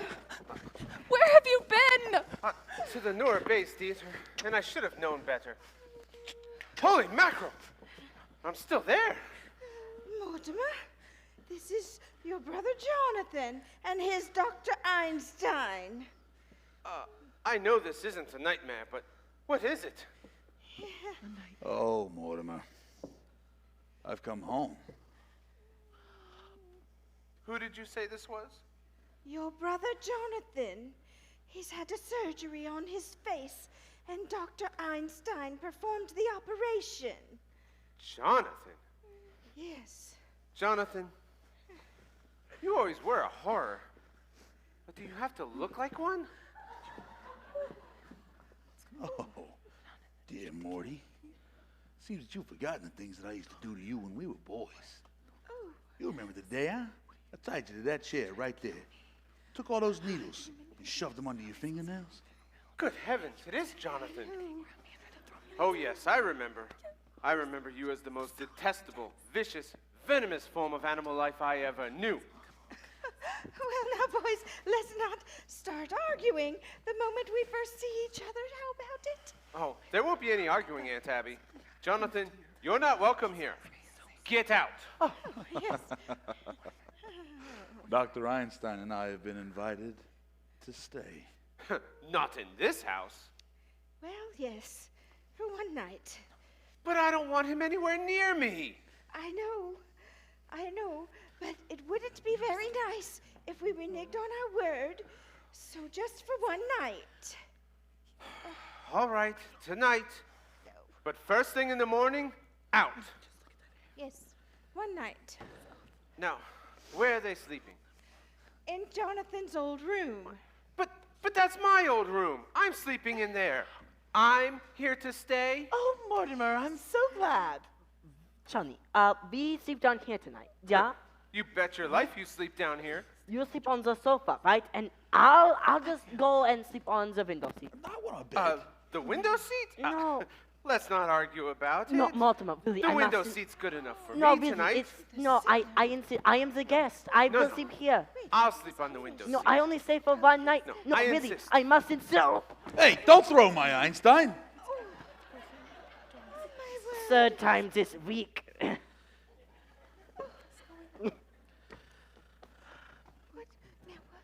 You know, Johnny, all of this arguments, all of the throwing around the window seat, it makes me think of Mr. Spinoza Are you okay? and the window seat. Spinoza. Spinoza. Oh, Mortimer, it really isn't necessary to inconvenience you like this. I mean, please. We'll sleep down here. Jonathan, your sudden consideration for me is very unconvincing. Come along, Johnny. We pack our things now. Yeah. Don't bother, Doctor. The flask. I told you, I'm sleeping down here.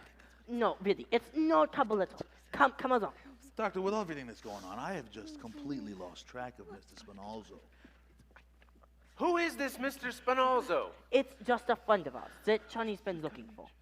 Well, don't bring anyone else in here. We won't. Don't worry, Johnny. While we pack, I tell you all about it. Oh, the packing.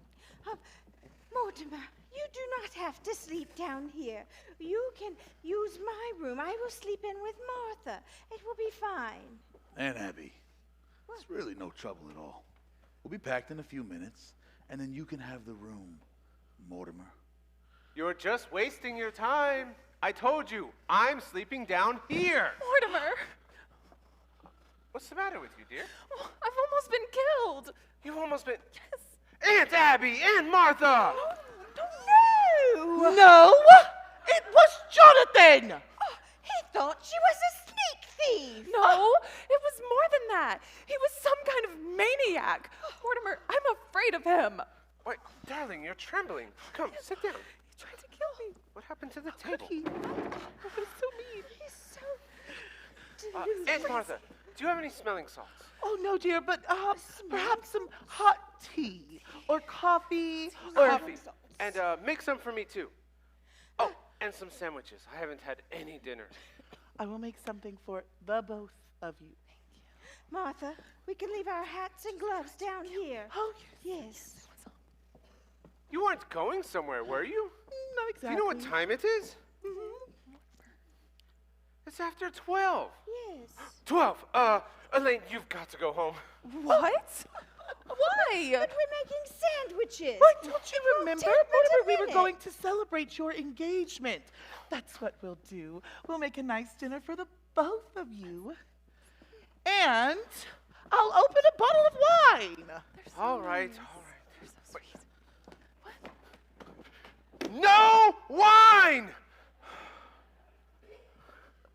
Mortimer, what is going on in this house? What do you mean? What's going on in this house? What do I mean? Well, you were supposed to take me to dinner in the theater tonight, and then you called it off. You asked me to marry you. I said I would, and then 5 minutes later, you threw me out of the house. And now tonight, just after your brother tries to strangle me, you want to chase me home. Now, you listen, Mr. Brewster. Before I go home, I need to know where I stand. Do you love me? I love you very much, Elaine. In fact, I love you so much that I can't marry you. Have you suddenly gone crazy? I don't think so. But it's just a matter of time. You see, insanity runs through my family. It practically gallops. That's why I can't marry you, dear. Well, wait a minute. You've got to do better than that. No, there's a strange taint that runs through the Brewster blood.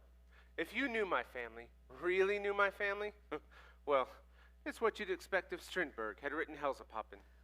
Well, no, just because Teddy is a little... Oh, no. It goes way back to the first Brewster, the one who came over on the Mayflower. Oh, now he was a violent man. Mortimer, that is ancient history. It's the whole family. Take my grandfather, for example. He tried his patent medicines out on dead bodies to be sure he wouldn't kill them. Well, he wasn't so crazy. He made $1 million. And then there's Jonathan. You just said he's a maniac. Yes, he tried to kill you. He did, but he's your brother, not you. I'm in love with you. And then there's Teddy. You know Teddy. He thinks he's Roosevelt. No, dear. No Brewster should marry. I realize now that if I had met my father in time, I'd have stopped him. Well, all of this doesn't prove that you're crazy. I mean, look at your aunts. They're Brewsters, aren't they? And they're some of the sanest, sweetest people I've ever known. Well, even they have their peculiarities. Well, yes, but what lovely peculiarities. I mean, kindness, generosity, human sympathy. There's another one. Oh, Mortimer, there are plenty of others. You can't tell me a thing about your aunts. And I'm not going to, Elaine. Look, you run along home. Something very important has just come up. Up? From where? We're alone here together. I know I'm acting irrationally, but just put it down to the fact that I'm a mad Brewster. If you think you're going to get out of this by pretending that you're insane, you're crazy. I mean, maybe you're not going to marry me, but I'm going to marry you. I love you, you dope. Well, if you love me so much, will you please get out of here? Will you at least walk me home? I'm afraid. Afraid? Of a walk through the cemetery? Will you at least give me a kiss goodnight? Of course, dear. Good night, dear. I'll call you up in a day or two. In a day? You critic! Elaine! Aunt Abby and Martha, come in here! Oh, yes, dear. We'll be in a minute. Come in here now! Oh. Well, what is it, dear? Where is Elaine? I thought you promised me not to let anyone in this house while I was gone. Yes, well, Jonathan just I walked don't in. mean Jonathan. Where's Mr. Einstein? I Dr. don't mean Einstein either. He came Who is in. that in the window seat? Well, Mr. Hoskins.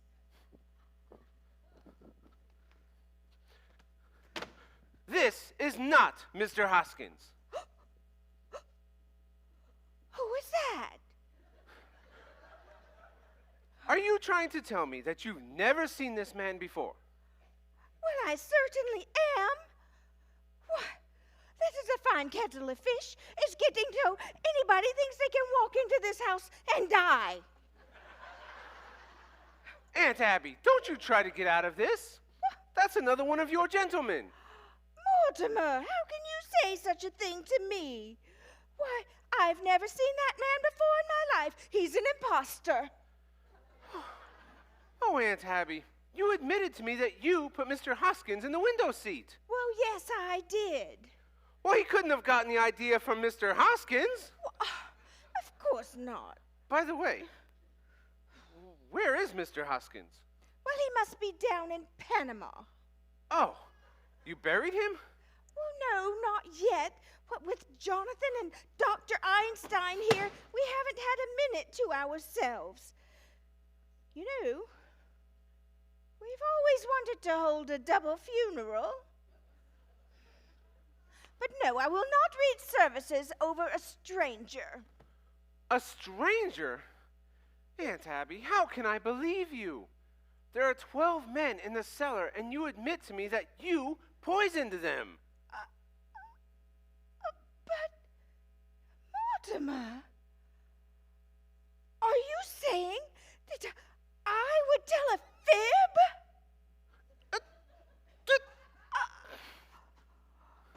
Martha! Oh, Martha!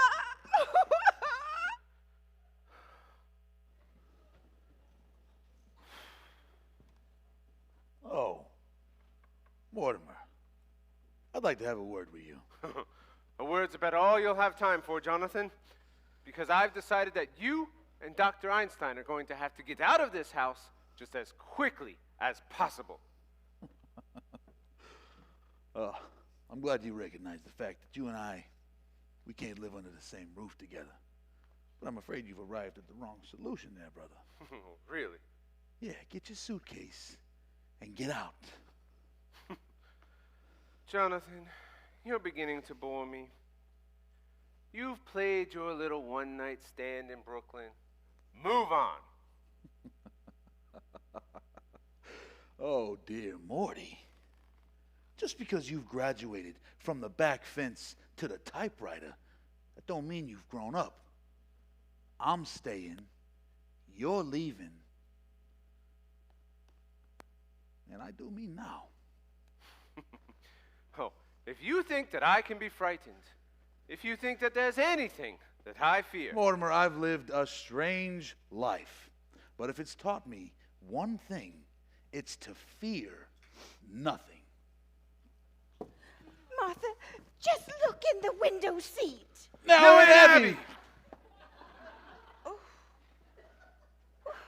Oh. No. Oh. Jonathan, let Aunt Martha see what's in the window seat. Finally. Aunt Abby, I owe you an apology. Yes, you do. And I have very good news for you. Jonathan is leaving. And he's taking Dr. Einstein and their cold companion with him. Jonathan, you're my brother. You're a Brewster. I'll give you this chance to get away and take all the evidence with you. You can't ask for more than that. Well, very well. In that case, I'll have to call the police. Don't you reach for that telephone. You're still giving me orders after seeing what's happened to Mr. Spinalzo here. Spinalzo? I knew he was a foreigner. I knew it. Oh, well, I knew it. Remember, what happened to Spinalzo can happen to you too. Abigail, I'd never fit in the window seat. Who could that be? What is Oh, all hours of the night knocking on the door? Officer O'Hara. What can we do for you? Hi, Aunt Abby. Well, I saw that your lights was on, so I figured that there might be sickness in the house, but I see that you have company. I'm sorry to have disturbed you. Oh, no, come in, please. Oh, yes. Come right in, Officer O'Hara. This is our nephew, Mortimer. Oh, well, pleased to meet you. Pleased to meet And you. that's another nephew, Jonathan. Oh, well, pleased to make your acquaintance.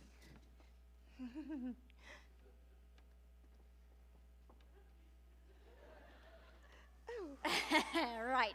Well, it must be nice having your nephews visiting. You're staying for a bit. Oh, I'm staying. My brother Jonathan, he's just leaving. Do I know you from someplace?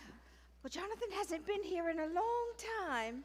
I don't know. Your face looks so familiar. Maybe I seen a picture of you somewheres. No, I don't think so. Yes, I'd hurry if I were you, Jonathan. Your things are all packed anyway, aren't they? Well, you'll be wanting to say your goodbyes, so I just best be leaving now. Oh, what's the rush, O'Hara? I'd like for you to stick around until my brother goes. Oh, I was just coming in to see if everything was all right. Oh, we're having coffee in a couple minutes. Won't you join us? I forgot the coffee. I'll be right back. Oh, and I'll make some more sandwiches. I ought to know all about your appetite by now, Officer really? O'Hara. It's all right. I'm due to ring in a few minutes. You can have a cup of coffee with us. My brother will be gone soon. Come on, come sit down. All right. Well, say, your brother. Have I seen him around here someplace? I don't think so. I don't know. His face looks so familiar. Yeah, he does look like somebody that you might have seen in the movies. Nah, I hate the movies. My mother says they should be a banned art. Your mother says that, huh? My mother, she was an actress, a stage actress. Perhaps you've heard of her, Peaches Latour. That does sound like a name that I've read in a program. What did she play? Well, her biggest hit was Mutt and Jeff. Played it for 3 years straight. In fact, I was born 3rd season on tour. You were? Sioux City, Iowa, at the end of Act 2 in the dressing room, and then Mother still made it out for finale. Oh, wow. What a trooper. There must be quite the story in your mother. You know, I write about the theater. You do? Say, you're not Mortimer Brewster, the dramatic critic, are you? Well, yes, I am. Well, I'm so glad to have met you because you and I, we're in the same line of business. We are? Yeah, I'm a playwright. This being on the police force thing is just temporary. Oh, how long have you been on the force? 12 years. But I'm collecting materials for the play. I bet it's a honey. Well, it ought to be with all the drama I've seen. Mr. Brewster, you have no idea what goes on in Brooklyn. Oh, I think I have. Say, what time you got? Let's see. It is 10 after 1. Gee, I gotta ring in. Wait a minute, O'Hara. That play of yours, I might be able to help you out with that. Really, you would? Oh my goodness, it was fate me walking in here tonight. Look, see, I'll tell you the plot. Oh, you're going now, eh? Good. You haven't got much time, you know. Oh. Are you leaving, Jonathan? Dr. Einstein? Oh, well, how wonderful. Oh, don't forget this case. I do believe this is yours. Yeah, it is. Yes, Jonathan. You can't leave without all of your things. Well, O'Hara, it was nice meeting you, and I'll see you again sometime, and we'll talk about your play. I'm not leaving now, Mr. Brewster. Why not?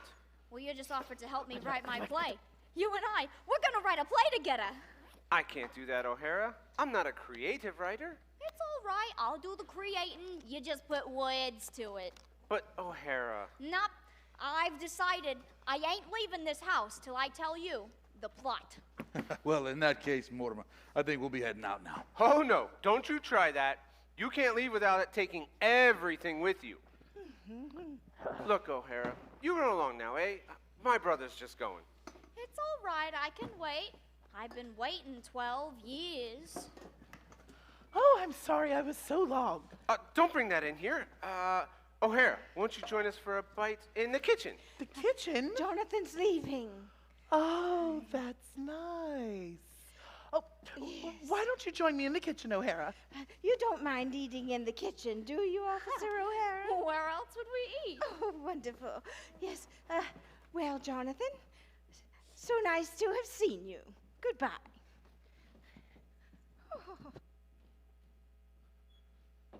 Jonathan, I'm glad you came back to Brooklyn, because it gives me a chance to throw you out. And the first one to go with you is your little boyfriend, Spinalzo. Look, see here. We can talk out here. No, O'Hara, you go on back in the kitchen, and I'll be right there. All right. I should have known you'd grow up to write a play with a cop. Get going now, all three of you. Doctor, this affair between my brother and I, it's got to be settled. Johnny, your brother, he gives us a chance to get away. And with all the evidence, what more could you ask? You don't understand, Doc. You see, this goes back a great many years. Please, Johnny, we leave now, yeah?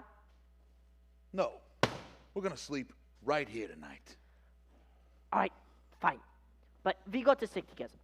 Someday we get stuck together. If we are leaving, do we have to take these with us? No. What we're gonna do is we're gonna take Spinalzo down and dump him in the bay. And we're gonna come right back here. And when he tries to interfere, I'm going Johnny! take those and hide them in the cellar. Move fast. Spinalzo can come out the same way he came in.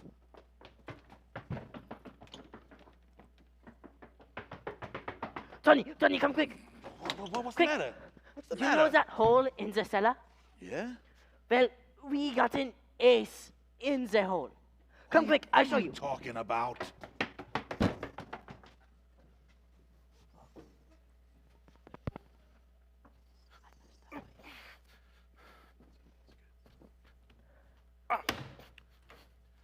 Jonathan!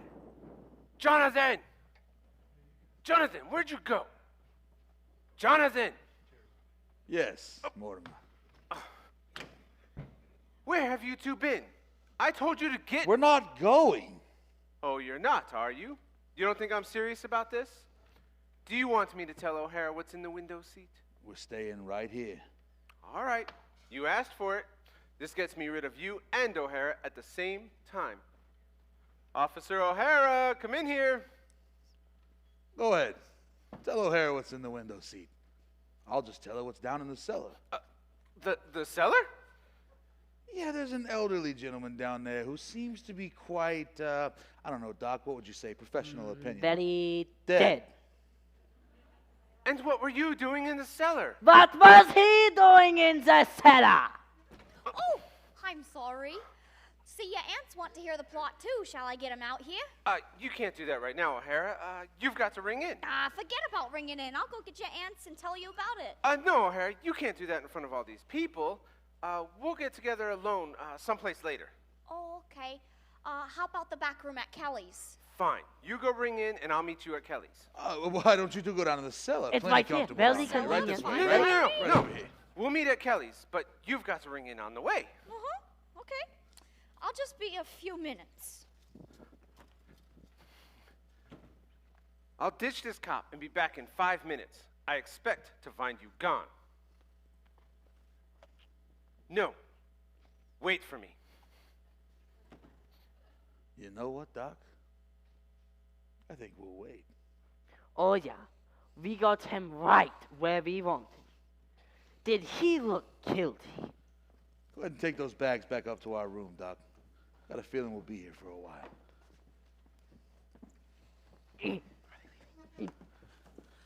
Oh, we heard someone leave. Oh, that was just Mortimer, but he'll be back in a few minutes. Is there any food left in that kitchen? Dr. Einstein and I would really enjoy a bite to eat. Oh, but you won't have time. No, Mortimer won't like it if you are still here when he gets back. Oh, he'll like it. Do you know why? 'Cause he's gotta like it. What is happening? I don't know. Go and get some food for What are you doing? Get some food for us while we bury Spinozzo in the cellar. Oh, No, Jonathan, you may not bury Mr. Spinozzo in our cellar. gotta take him with him. I will. You've got to take him with you. Yeah. Yes. Why? Well, because we need the space in the cellar. You need space in the cellar. Yes, Wait, hold on. we need it. You know about what's downstairs? What? Yes, and it has nothing to do with Mortimer. What is going on? There's a friend of Mortimer's down there waiting for him. No, a friend of Mortimer's. A friend of Mortimer's? Yeah, he and Spinozzo will get along fine together. They're both dead. Oh, he must mean Mr. Hoskins. Mr. Hoskins? Yes, Mr. Hoskins. He's no friend of Mortimer's. He's one of our gentlemen. Your gentleman? And we will not have any strangers buried in our cellar. But Mr. Hoskins... Mr. Hoskins wasn't a stranger. That's right. And so, our cellar's already getting crowded, so you must take your Mr. Spinozzo out. Crowded with what? Well, there are 12 graves down there. Yeah. 12 graves? Yeah? Yes. And so there's no room for your Mr. Spinozzo. We will need that space. You mean to tell me that you and Aunt Martha have murdered 12 men? Murdered? No. No. What we do is a charity. What we've been doing is a mercy. That's right. It's textbook murder. So, It is murder. First degree murder. You've done all of that in this house, and you've just buried them all down there? well, yes. Well, Sonny, you shouldn't be so surprised. We get chased all over the world. The old ladies stay right here in Brooklyn. And they do just as good as you do. What? Well, they have 12 and you have 12. No. No, I have 13. No, you don't. You have 12. No, there's 13. See, there's Spinozzo, the first one in London, 2 in Johannesburg, 1 in Sydney, 1 in Melbourne, 2 in San Francisco, 1 in Phoenix, Arizona. Phoenix? Yeah, the filling station. 3 in Chicago and 1 in South Bend. That's 13. Wait, you can't count the one in South Bend. He died of pneumonia. Oh, yeah. And he'd have gotten pneumonia if I hadn't shot him. Sonny, That's messy. out of the two of us, which one is the doctor? Here It's we go. me, all right, so then I must be right. You have 12, and your aunts have 12. The old ladies are just as good as you are. Oh, they are they? Well, that's a score that's easily settled, isn't it, huh? I just need one more, right? That's all. Just one more. Well, here I am.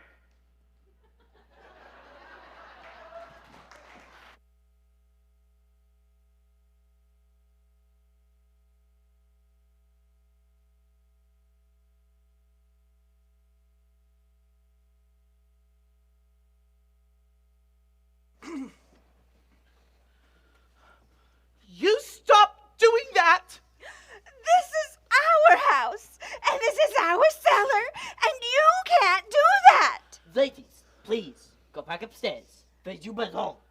Abby, Martha, go upstairs. There is no use in doing what you're doing because it'll just have to be undone. I tell you, we won't have it, and you'd better stop it right now. All right. You'll find out. You'll find out whose house this is. I'm warning you. You'd better stop it. Oh, hasn't Mortimer gotten back yet? No. Oh, where could he be? It's so terrible what they're doing to Mr. Hoskins. He was such a good Methodist. Abby, I know. I will not have our cellar desecrated. Oh, I know. Where could Mortimer be? I don't know. But he must be doing something because I did hear him say to Jonathan, "You just wait. I'll settle this." Oh, but the only thing we want settled is what's going on downstairs. What am I supposed to? All right. Where's Teddy? Oh, Mortimer, where have you been? To Dr. Gilchrist's. I've got his signature on Teddy's commitment papers. Mortimer, what is the matter with you? What are you doing running around the countryside getting signatures on papers for? Do you know what Jonathan is doing? He has just put Mr. Hoskins in with Mr. Spinozzo. Oh, he is he? Yes. Well, let him. Is Teddy in his room? Teddy won't be of any help. When he signs these commitment papers, then I can tackle Jonathan. Mortimer, you can't. Oh, Aunt Abby. Mortimer! Aunt Abby. You went and told Jonathan about those 12 graves. If I can make Teddy responsible for them, I can protect you. Don't you see? No. No, I don't see. We pay taxes to the police to protect us. Yeah. Right to them. I'll be back down in a minute. Let's go. We're going to go to the police. No. You can't go to the police. Well, why not? Because if you tell them about Mr. Spinozzo, they'll find Mr. Hoskins. And that might make them curious. And then they might find your other 12 gentlemen. Oh, that's all right. Mortimer, I am sure we know the police better than you, and if we ask them not to interfere in our private affairs... Politely. that they will not. But if they find your 12 gentlemen, they would have to report it to headquarters. Oh, Mortimer, I'm not sure that they'd bother. They'd have to fill out a very long report. Yes. And if there is one thing a police officer hates to do, it's to write. But you can't count on that. It might leak out. And you can't expect a judge and jury to understand. Oh, but Judge Coleman would. Oh, yes, we know Judge Coleman quite well. He always comes to church to pray just before an election. Yes, and he has promised to come to tea. Oh, Abby, we must speak to him about that again. You see, his wife died a few years ago, and it's that's left right. him rather lonely. Oh, well, Martha. Yes, let's just go on and go. No! You can't do this. I won't let you. You can't leave this house, and you can't have Judge Coleman to tea. Now, you listen here, Mortimer Brewster. You better have Jonathan and that Dr. Einstein out of here by morning, or we are going to take matters into our own hands. I am going to do something. We may have to call the police in later, but I want to be ready for them. You have got to get Jonathan out of this house. Will you please let me do this my own way? Now, I've got to see Teddy.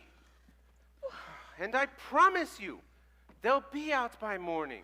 They had better be, Mortimer, or we will take care of things ourselves. Now go to bed. And for Pete's sake, get out of those clothes. You look like two old crows. How rude! That hurt my feelings. We did not raise him to be that way. I suppose it is a relief, Abby, isn't it? Well, I suppose so. Oh, we had better go tell Jonathan that he has to undo what it is that he has done. In fact, I will just go to him and I'll stay right here. Oh, Jonathan, Jonathan, you need to undo all the things that you've done downstairs. Yeah, no. Did I hear Mortimer? Yes, you did. You heard Mortimer, and he is going to make you undo everything that you did downstairs. Well, if that's the case, the two of you can just run along to bed then, huh? And have a pleasant night's sleep. Yes. Come, Abby. Good night, aunties. No, Jonathan. I'm afraid it's not good night. It is goodbye. Mortimer is going to have you out of the house by morning. He's promised, and he has a way of doing it, too. Then Mortimer is here. Well, yes, Mortimer's back, and he will take care of you. Goodbye, Jonathan. Goodbye, Jonathan. Perhaps you better say goodbye to Mortimer. No. Oh, No. You'll be seeing Mortimer. That's right. Oh, yes. I'll be seeing Mortimer.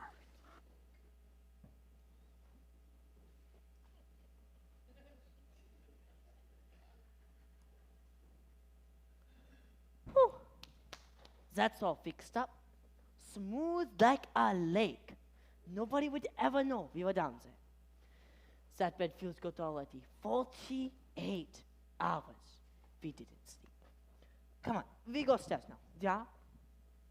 You're forgetting, Doctor. What? My brother, Mortimer. No, Johnny. We do that tomorrow. Or the next day. No, tonight. Now. Johnny, I got to eat, and I'm weak. I got to operate tomorrow. Yes, you're operating tomorrow, but tonight we take care of Mortimer. Fine. We do it. But we do it the quick way. Like in London. No, Doctor, I was thinking of something special. We had to work way too fast in London. There was no aesthetic satisfaction to it. But Melbourne. Now Melbourne. That was something to remember. No, it was not. Remember. No, Johnny. I wish I hadn't. Not Melbourne. Not me. Doctor, get your instruments. No, Johnny. I won't do it. Get your instruments. No, Johnny. Where did you hide them, huh? I don't know. You put them in the cellar. Where? I won't tell you. And you won't get past me. I'll find them myself, Doc. Don't you worry about that. Get out of my way. I think he got past me.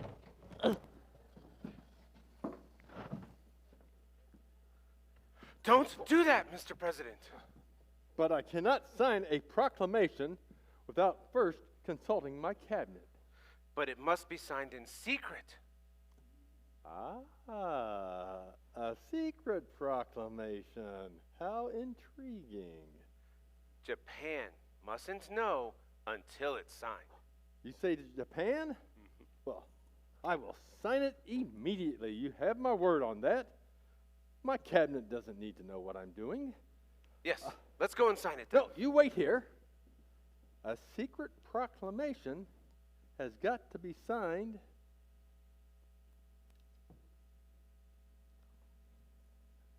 in secret. But at once, Mr. President. Yes, at once. Oh, but first, I must change into my proclamation signing clothes. Of course. Mortimer. You leave now. Yeah? No, Doctor. I'm waiting for something. Something important. No, you really must leave now. The door is right here. Doctor, I have nothing against you personally. You seem like a nice enough fellow. Take my advice and get out of this house and get as far away as possible. No, you take my advice. You must get down.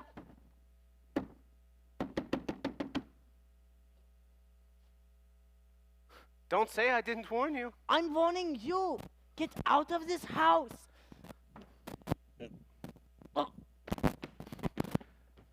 Things are gonna start popping around here any minute. Listen, Tony's in a bad mood.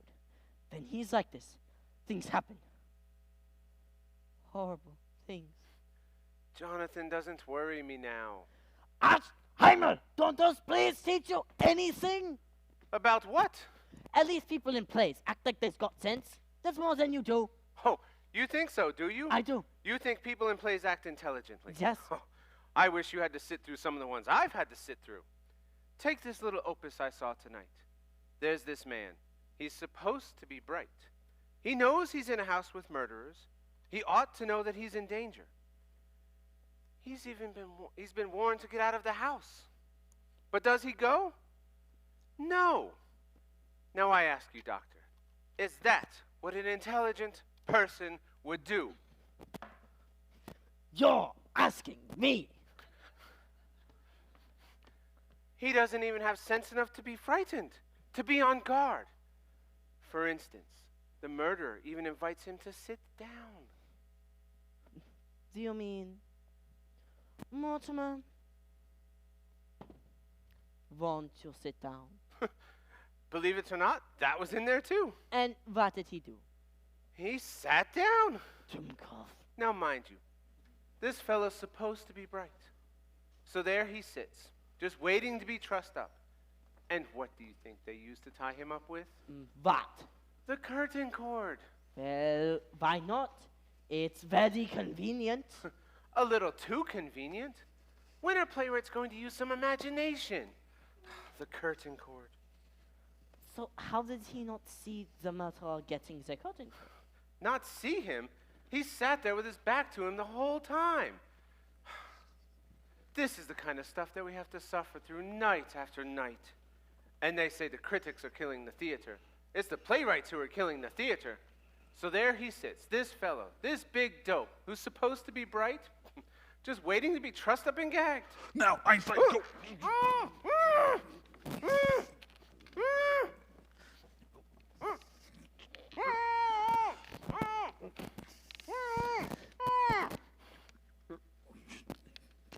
Get the feet.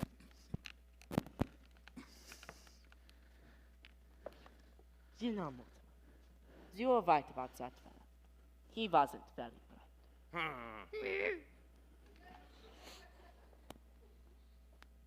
Now, Mortimer, if you don't mind, I think we'll finish your story. Mortimer, I've been away for 20 years. And never once in all of that time, my dear brother, were you ever off of my mind. I dreamt of you one night in Melbourne. Melbourne. Then, when I landed in San Francisco again, I got this strange satisfaction that you and we were once again in the same country again together. Now then, Doc, we go to work. Johnny, I have to use the bathroom. Will you hurry up, Herman? Okay. If you come back with a flask, it's over for you. Oh, I'm sorry. Don't you worry your pretty little head, Mortimer. We're going to take care of you right now. What do you think? This one here? Well, I mean, we could always... This one here. Johnny, are we going to start the quick way? No, not the... I already told you, this requires something special. It really must be an artistic achievement. I mean, after all, we are performing before the very most distinguished of critics. Okay, fine, but I need a drink first. I can't do this without a drink. What did I just tell you? Okay. Get it together, Herman. When we walked in here this afternoon, there was wine. Remember? Yeah. Where did they put that? Over there.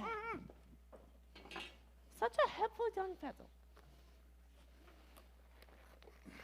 Is this elderberry wine? I haven't had any of this stuff in ages.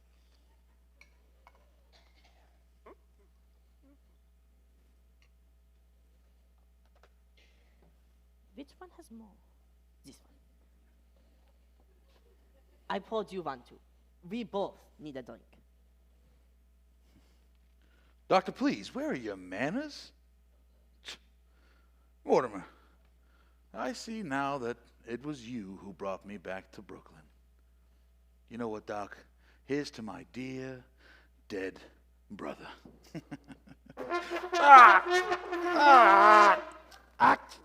That idiot! He goes next. That's all there is to it. He goes No, next. Tony, we don't get him at all. Hurry, we gotta work fast now. So, the quick way? Yes, Doctor, the quick way. The quick like Hi! The colonel's gonna quit blowing that horn! Sorry about that, officer. We'll take the bugle away from him right away. No, there's gonna be trouble in the morning. We promised the neighbors he wouldn't do that anymore. It won't happen again, officer. Good night. Now, you know what? I'll just go talk to him myself. Gosh darn, where are the lights in this house? You! Where were you? You left me at Kelly's for an hour. I've been waiting. What happened to him?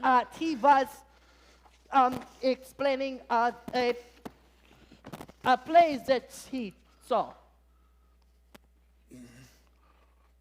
That wasn't the play you saw tonight?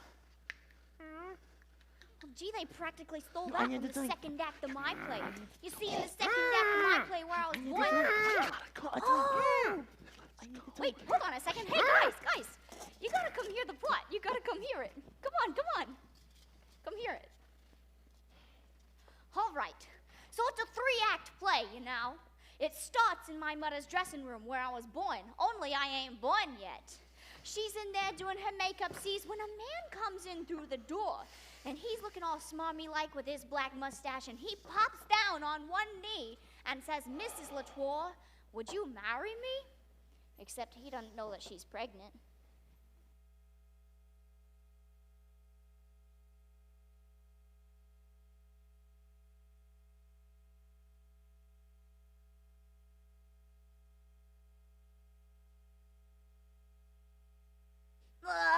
And there she is lying on the table, and this guacho standing over her with this hatchet.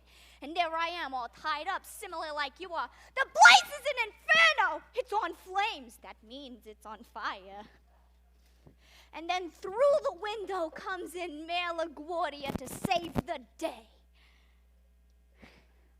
Hi, go easy on that stuff. Remember who paid for it. Well, I'm listening, aren't I? You like it so far? It's put Johnny to sleep. Well, if he ain't got no more interest in that, then he don't get a drink. All right, it's 3 days later. I'm under charges. I've been transferred. That's 'cause somebody stole me badge. I'm walking my beat on Staten Island, 46th precinct, when a guy I'm following turns out he's actually following me. Don't let anybody in! So I figured I'd outsmart him. There's a vacant house on the corner. I goes in. It's cops. And in the darkness, Johnny, I can Johnny, see wake the up. door handle Johnny, start it's to cops. turn. There's cops here. I press my back against the wall. I reach for my guns and I says, "Come in." What are you Hi, doing here? Mabel, Patrick, what do you know? This is Mortimer Brewster. He's just helping me write a Nora, play. Nora. Will you put the gun down? Oh, my bad. Nora, did you have to tie him up to make him listen to you? I didn't do that. You better report it in the station. Whole force out looking for you. They're out looking for me? They sent you here looking for me? We didn't know you was here. We came to warn the old ladies there was trouble. Colonel blew that bugle again in the middle of the night. I mean, you would have thought that from the way the neighbors had been calling in about it, that the Germans had gone and dropped a bomb off of Flatbush Avenue. Lieutenant's on the warpath. She says the colonel's got to be put away someplace. Yes, he does. Oh, well, gee, Mr. Brewster, I gotta ring in, so I'll just run through the third act real quick. You get away from me! Say, do you even know what time it is? It's after 8 o'clock in the morning. Oh, well, gee, Mr. Brewster. I know them first 2 acts run a little long, but I don't see anything we can leave out. Oh, you can leave it all out. Hey, who's this bloke? Oh, that's my brother. Oh, the one who ran away. So he came back. Yes, he came back. This is Brophy. Give me Mac. We better let him know we found you. Oh, you're gonna be in big trouble with the lieutenant. Yeah, tell the lieutenant we call off the big manhunt. Yeah, we got him. In the Brewster house. You want us to bring him in? Oh. All right, we'll hold him here. Lieutenant's on our way over. It's gonna be bad. So, I've been turned in, huh? All right, you got me. I suppose you and that stool pigeon brother of mine are gonna split the reward? Reward? Hey, get your hands off of me! Get your hands off of me! I got some turning in to do myself, huh? You guys think that my aunt's a sweet and charming old lady, don't you? Well, there's 13 bodies buried right over there in that cellar. Get off of What in me! the world are you talking about? There's 13 bodies buried down there. I'll take you down there and I'll show you where they are. Oh. You don't want to see what's down in the cellar? Just come down there with me. I'll show you. Yeah? You going down the cellar with him. Oh, no. I'm not so sure I want to go down in the cellar with him. I mean, you look at that puss. He looks like Boris Karloff. Oh, no, you don't. Get off me. Get off me. What are you doing?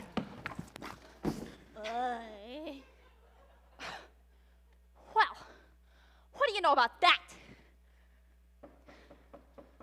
Come in. Lieutenant! What are you guys doing here? I told you I was going to handle this. Well, ma'am, we was just about to. What happened? Did he put up a fight? This ain't the guy that blows the bugle. This is his brother. He tried to kill Klein. All I said was he looked like Boris Karloff. Oh, turn him over. Ew.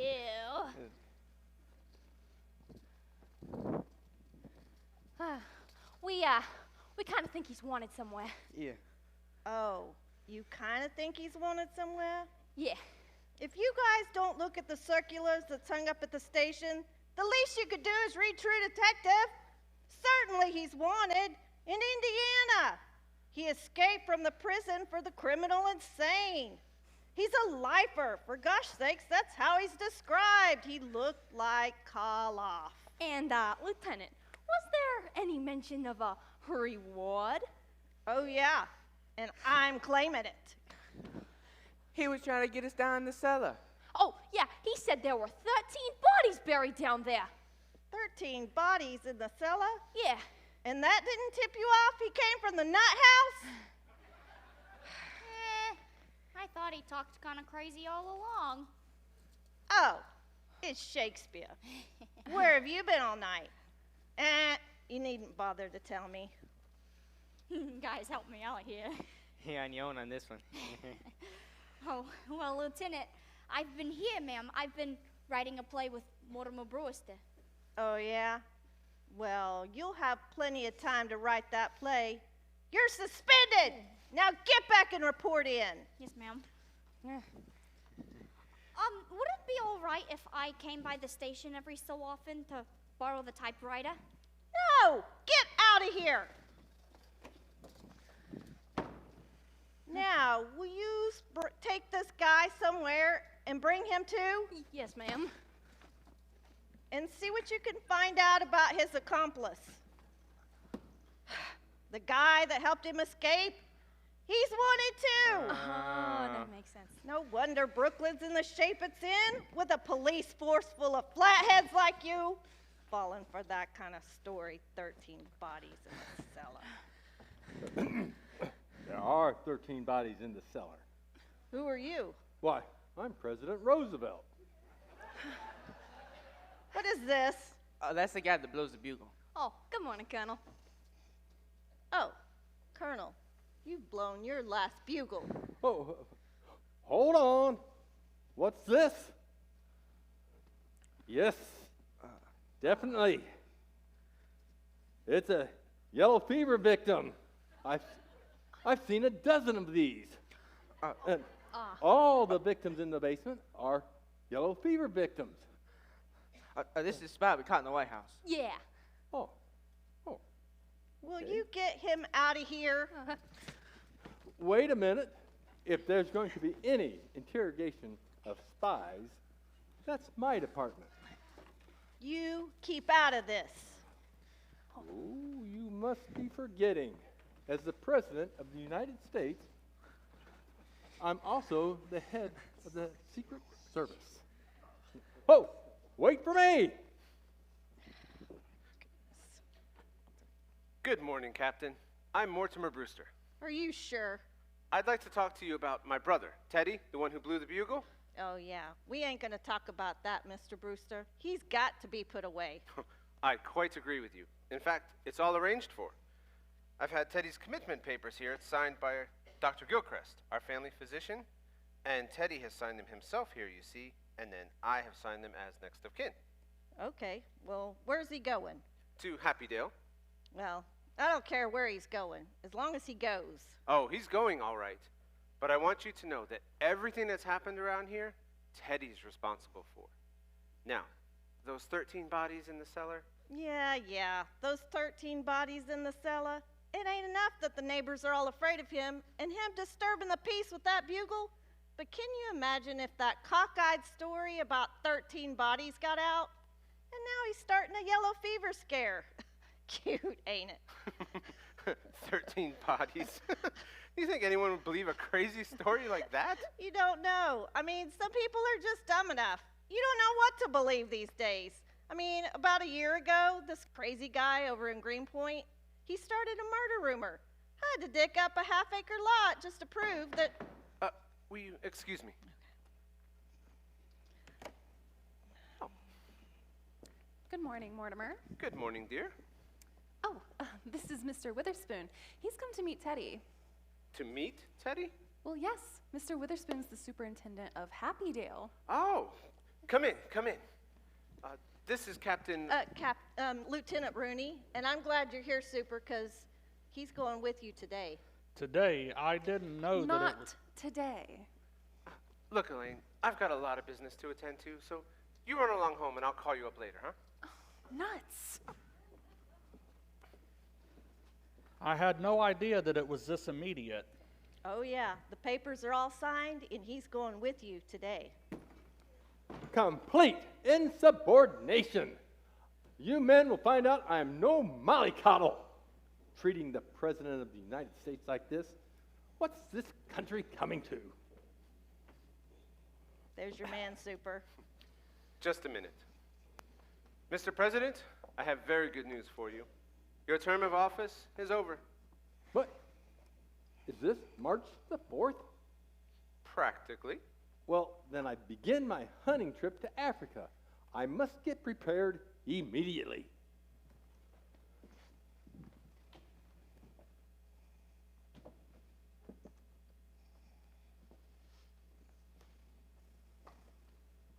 Is he trying to move into the White House before I move out? Who, Teddy? Well, Taft. Oh, this isn't Mr. Taft, Teddy. This is Mr. Witherspoon. He's to be your guide in Africa. Oh, well then, bully, just bully. Thank you. I shall get my equipment right away. And when the safari comes, tell them to wait. And, oh, Aunt Abby, goodbye. Aunt Martha, goodbye. I'm going to Africa. Africa? Isn't that wonderful? Oh, why, yes, Teddy. Yes, dear. Yeah. Goodbye. Goodbye. Goodbye, dear. And now? It's all right. It's like Panama.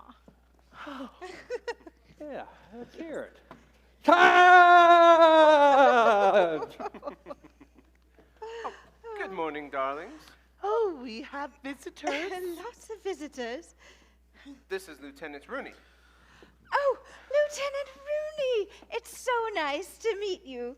My goodness, you do not seem like the fuss budget that the officers say you are. Oh, what? Why, The lieutenant is here because, well, Teddy blew his bugle again last night. Oh, yes. Yes, we're going to speak with Teddy about that. Yes. Oh, it's a little more serious than that, Miss Brewster. And you haven't met Mr. Witherspoon. He's the superintendent of Happydale. How do you do, Mr. Witherspoon? Very well. Oh, good. You've come to meet Teddy. Oh, he's come to take him. What? Oh, no. No, dear. We will take his bugle away from him. Yes. We won't be separated from Teddy. Oh. Aunties, the police want Teddy to go there today. No, we will not be separated from Teddy. Not while we're alive. That's right. I'm sorry, ladies, but the law's the law. He's committed himself, and he's going. Oh, well, if he's going, then we're going. Yes. Yes. You'll have to take us with him. Well, why not? Well, it's sweet that they would want to, but I'm afraid it's impossible. You see, we can't take sane people at Happydale. Well.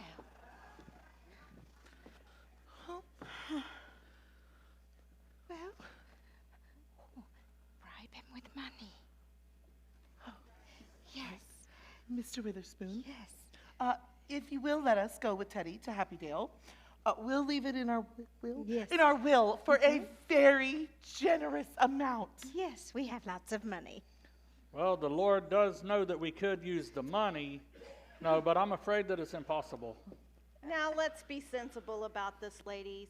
For instance, here I am wasting my morning when I've got serious work to do. I mean, there are still murders to be solved in Brooklyn.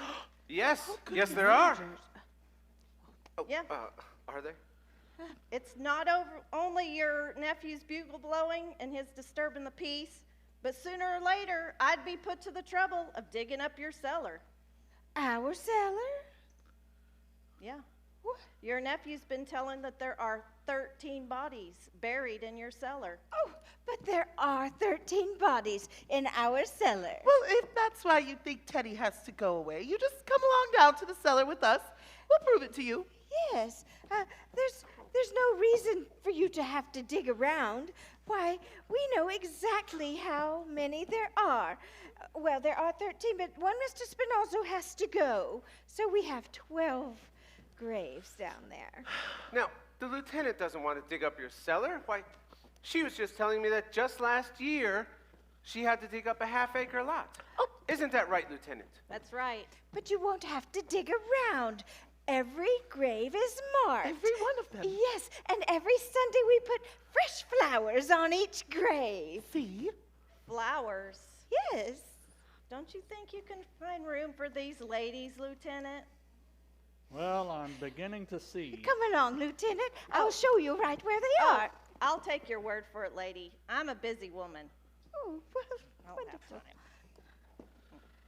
Well, Teddy committed himself. Can't they commit themselves? Can't they sign the papers? That's a good Why, idea. certainly. Well, if it means we can go with Teddy, we'll sign the papers. Where are they? That's right. Oh, here they are. Oh, good. Thank you, dear. Thank you, dear. Now look at how clever you are, Mr. Witherspoon, bringing extra contracts. Yes. He's coming around in the back, Lieutenant. Oh, good morning, Officer Klein. Good morning. Officer Klein, you're here too? Yeah, Brophy and me. We've got your other nephew out in the kitchen. Oh. All right, get this all cleaned up. Superintendent, I want to get this cleaned up before I have to go back to the station. And you will sign right here. And you right there, Aunt Abby. Excellent. There. It's all official. I'm so excited, Martha. Our neighborhood has gone to the dogs. Well, I'll be happy to have a front lawn again. Oh, yes. Oh, dear. Oh, We're dear. overlooking something. Oh. What's the matter? We are going to need the signature of a doctor. Oh, no. Oh, Dr. Einstein, Wait. Oh, Einstein. Oh, We need you to Dr. sign some papers for us. Einstein. No, really, please, I must leave. No, it'll take just a moment. Just come on over here and sign these papers for us. Dr. Einstein? You know, just last night, I thought Dr. Einstein was going to operate on me. Not Sign your right beautiful face, Mortimer. And initial. And then sign Martha's. And initial. Excellent. No, really, I must leave. Well, no, aren't you going to wait for Jonathan? I don't think we are going to the same place. Oh. Hello there, Elaine. I didn't see you there. Stick around for a bit, will you? Don't worry, I'm going to. But as long as it's not here, I Hello, don't care. Mac? Yeah, it's Rooney. Hey, we caught that guy that's wanted in Indiana. Yeah, there's a description of his accomplice on my desk. Can you read it to me, please? About 5'10", 140 pounds. Speaks with a German accent. I swear I've seen this guy. And poses as a doctor. Okay. Thanks, Mac. It's all right, Lieutenant. The doctor here has just completed the signatures. Oh, awesome. Thank you, Doc. Thank you, Doc. You've done Brooklyn a service. Now, Mr. Brewster, you will sign as next Are you in leaving, hand. Dr. Einstein? Yes, of course. You do Right not here? need a new face. That's fine. Goodbye. And here? Yes. Okay. Now, that makes everything formal. Everything legal? Next. Oh, yes. Aunties, you are safe. Yes, that's wonderful, Mortimer. When do you think you'll be ready to start? Mr. Witherspoon, would you please run upstairs and tell Teddy what all he can bring? Upstairs? Yes. I'll show you. Oh, no, Mortimer. We need to talk to you. Yes, Mr. Witherspoon. Just up the stairs, make a right, and then an immediate left. Well, Mortimer, now that we're leaving, the house really is yours.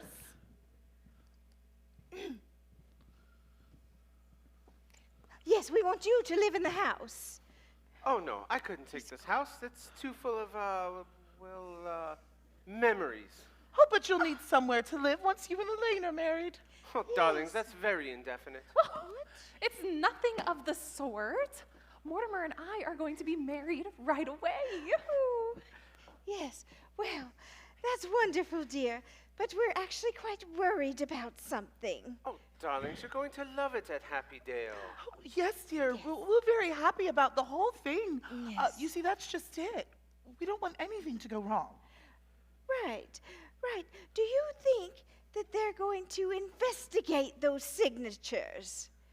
Oh, they won't look up Dr. Einstein. It's not Dr. Einstein's signature we're worried about, dear. Right. It's yours. Right. See, you signed as next of kin. Well, yes, of course. Oh, I can't tell him, Martha, you do it.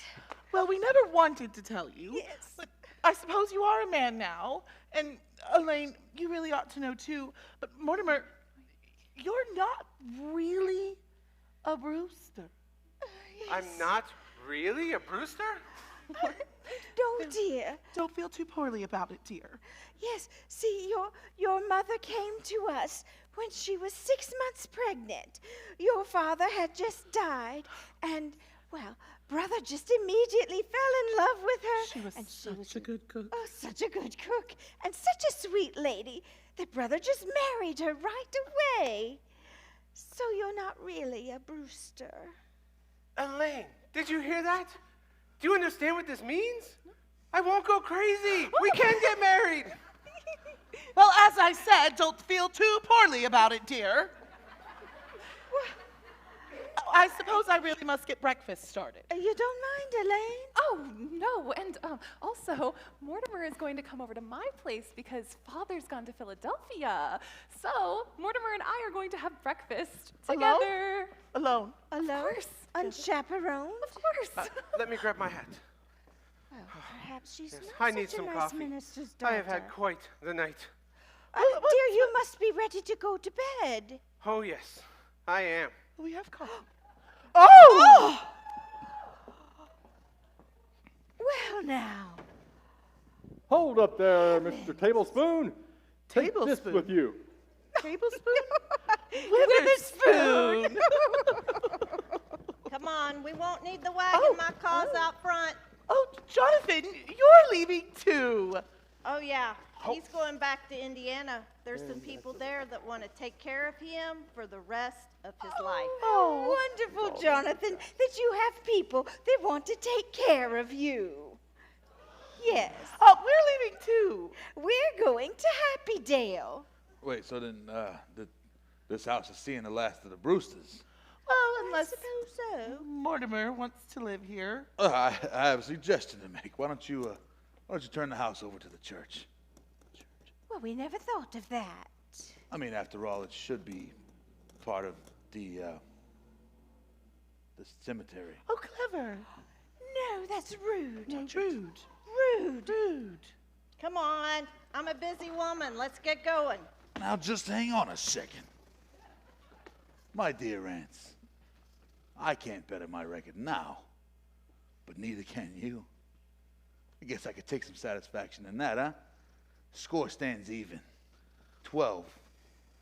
Come on. Oh.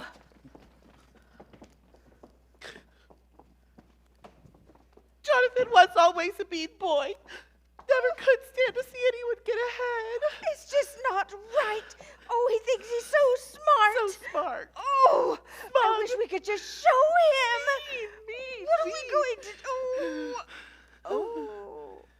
Oh. Oh.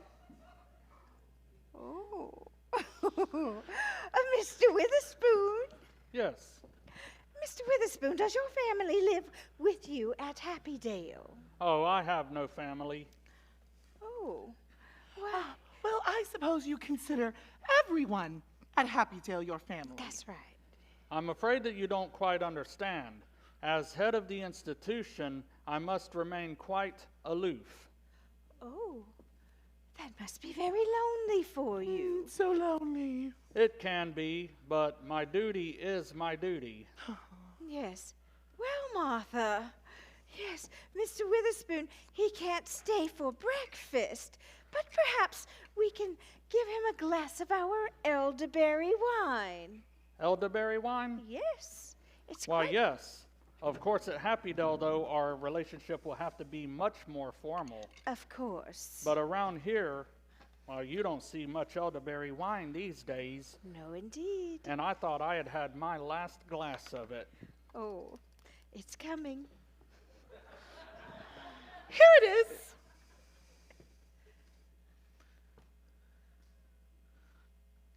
That is delicious. 13.